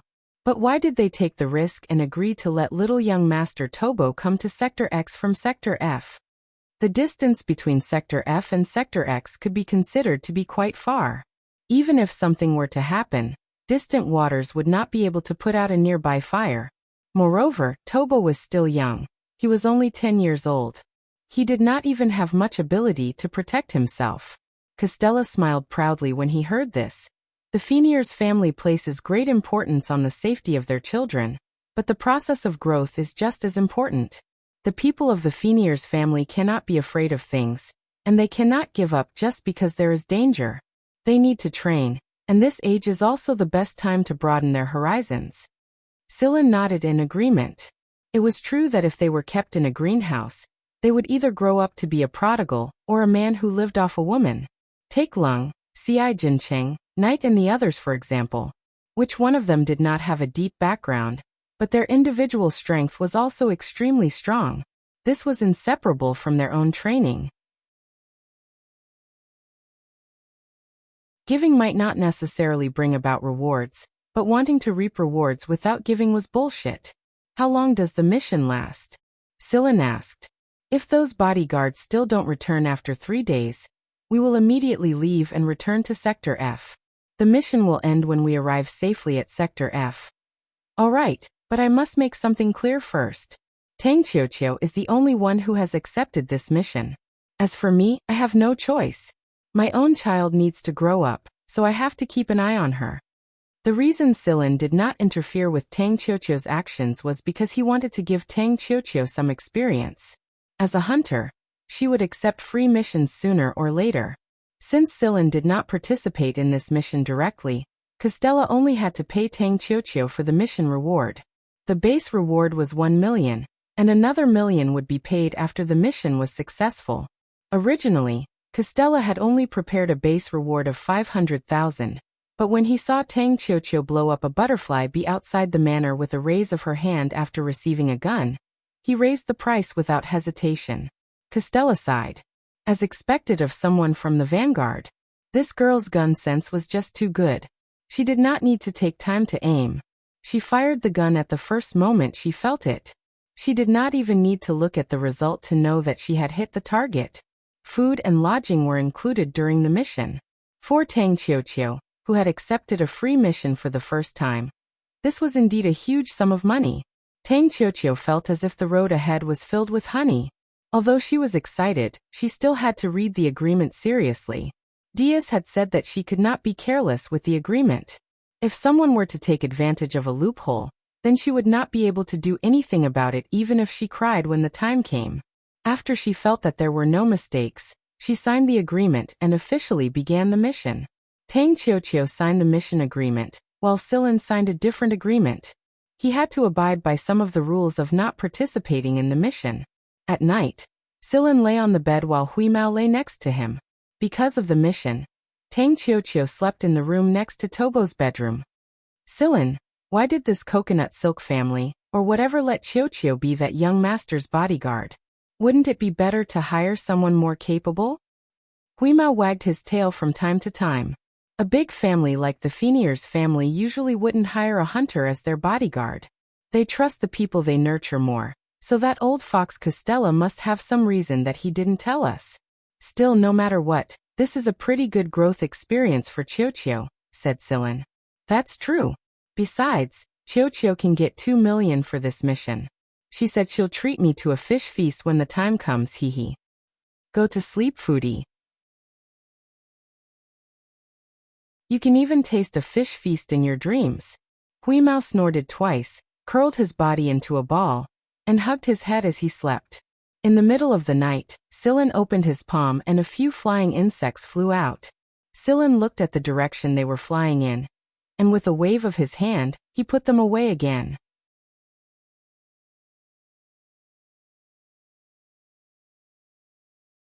Chapter 137. Although everyone knew that Tang Qiuqiu had become young Master Tobo's personal bodyguard, they treated it like a child throwing a tantrum. The fact that Sillin and Tang Qiuqiu were part of Vanguard's 6th Division was only known by Costella and a few others. In the few days before he left Little Garden, the young master was still bored. Since he had a new bodyguard, he brought Tang Qiuqiu, the little bodyguard, out for a stroll. Sillin and the other bodyguards followed them not far away. Sitting in the small flower car, Sillin and Huimao were playing chess. Since Huimao had seen the Miantuan and Yudi playing chess before, he got excited and wanted to play a few rounds with Sillin. It had to be said that since he was a cyborg, he had powerful computing abilities, so he was pretty good at chess. However, it was not enough to play chess with powerful computing abilities alone. In comparison, Sillin's mind was more flexible than Huimao's, so Huimao was always in a passive state. Beep! Huimao lowered his head and stared at the chessboard for a long time before he shamelessly pressed the reset button. He lost again. Sillin looked out the window and ignored Huimao, who was rolling on the table. Huimao rolled back and forth on the table, groaning for a long time. When he saw that Sillin was ignoring him, he raised his paw and hooked Sillin's sleeve. Ignored. Hooked again. Still ignored. Huimao was angry after a long time without any results. He even vented his resentment for losing the game. He leaped, jumped onto Sillin's head, and started ruining his hairstyle. Sillin raised his hand and flicked Huimao's head, then pointed outside the window. Look over there. Huimao spat out the hair in his mouth, and looked in the direction Sillin's finger was pointing. There were people in wedding dresses taking videos. There were often newlyweds coming from afar to take videos. There was nothing special about it. He had seen many of them since the first day. What's so good about taking wedding photos? Could it be that Sillin wants to get married? If you want to get married, you have to find a rich, beautiful, fertile, and not a prodigal. That's what Carrie said. I'll ask him when I see him. Sillin pulled Huimao's ear. You're so stupid. Who said that? What's that? The place you're talking about is the wedding photo shoot. The gray cat patted Sillin's forehead in dissatisfaction. Let's test your eyesight. Sillin pointed to the person who was taking pictures of the wedding dress. With the place where the bride is standing as the center and a radius of 100 meters, how many butterfly bees are there in this circular area? 169. Huimao answered almost immediately. Among them, 132 are carbon-based creatures and 37 are mechanical camouflage. After a pause, Huimao continued, among the 37 mechanical camouflage bees, 7 are monitoring the few people taking the wedding photo, 10 are monitoring the surroundings, including us, and 20 are facing the direction of Tang Kakikiu and young Master Tubu. With just a glance, Huimao could distinguish the butterfly bees that looked the same to others. Although the disguised mechanical butterfly bees were fine with the other butterfly bees beside them, in Huimao's eyes, there was a world of difference between carbon-based creatures and mechanical objects. He could tell with just a glance. There were no surveillance devices installed in the floats. It seemed like the Fenier's family was very concerned about the privacy of their passengers, but in reality, they had other ways to monitor them. Not bad. Not bad. Sillin nodded. Of course. Look at who's doing it. Sillin interrupted Huimao's self-improvement. Then have you noticed which mechanical camouflage bees have microweapon systems? Huimao's ears twitched, and he jumped from Sillin's head to the table. If one paid attention to Huimao's eyes, one would notice that his pupils were greatly dilated as he looked out the window. Call monitoring, communication monitoring, gene level analysis, laser scanning, high-density energy stimulation beam. Huimao listed a few of the systems on the camouflage butterfly bees. Meow, there's even a self-destruct mechanism. Huimao's beard moved as he looked at Sillin. I wouldn't have known if I didn't look. Other than the camouflage mechanical butterfly bees, there are also many mechanical camouflage bees in the flowers and underground soil. I just saw a mechanical camouflage earthworm, and a few mechanical ants. Don't they have too many spies? Doesn't this mean that our every move is being monitored? That's true. The Fenier's family has a lot of protective surveillance, but it's not necessarily a bad thing for us. Sillin tugged at Huimao's beard. What did you see? That's right. Although there were mechanical camouflage bees everywhere monitoring everyone's every move, it was also a lot more convenient for Huimao. This was because he could see the surveillance feed of these camouflage bees without being discovered by the Fenier's family. Whoa meow, they're actually kissing in public. Huimao yelled. In another float 50 meters away from the one Sillin was sitting on, a young couple was having sex. Originally, it couldn't be seen from the perspective of Sillin's float, but Huimao saw it through the surveillance feed of the camouflage butterfly bee. The young couple didn't think that anyone would notice their actions.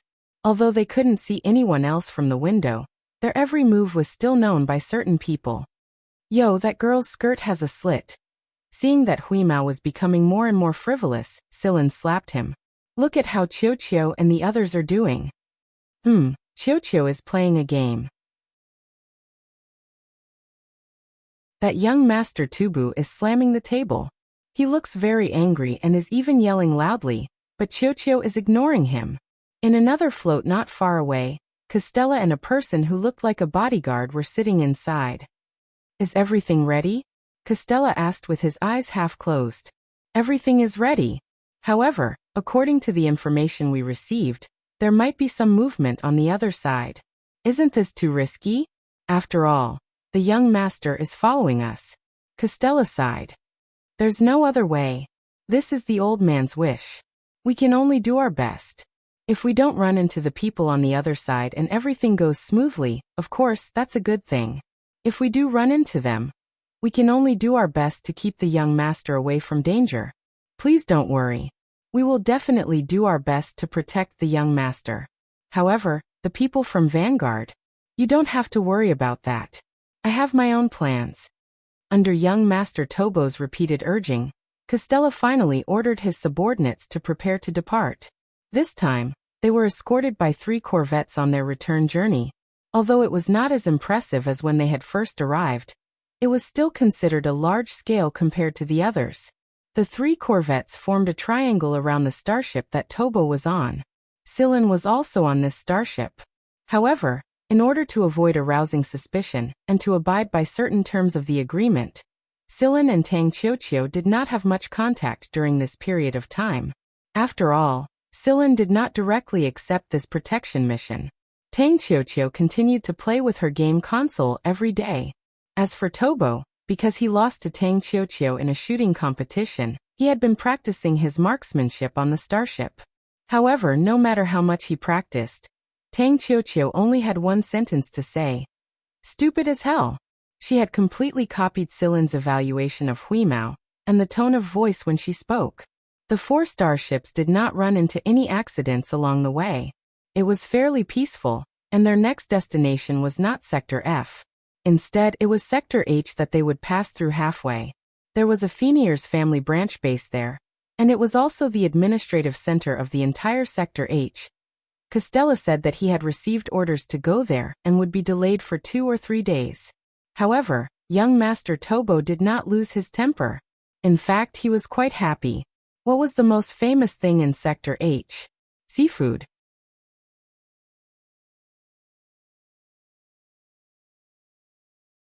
Chapter 138.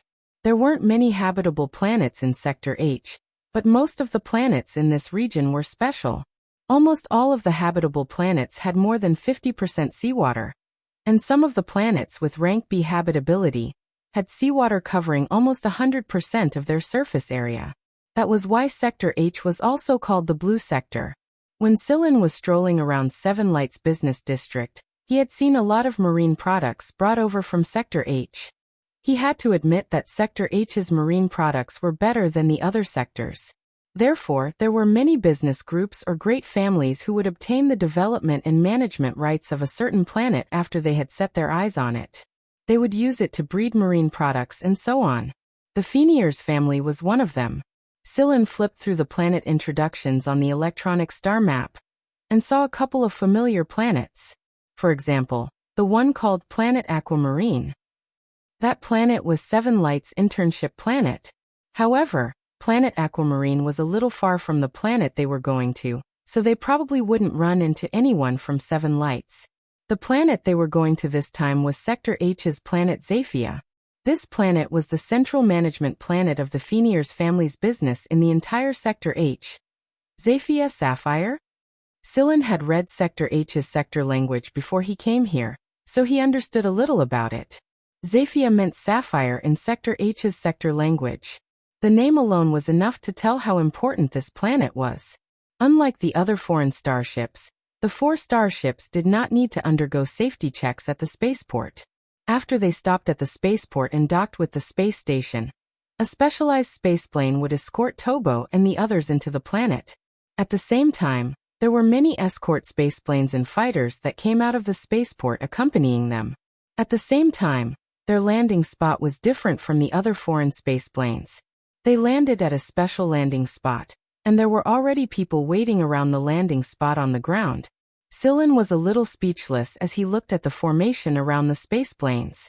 They needed to hire bodyguards for this kind of formation? But if they really needed bodyguards, Then the ones who would be taking action would be their internal personnel.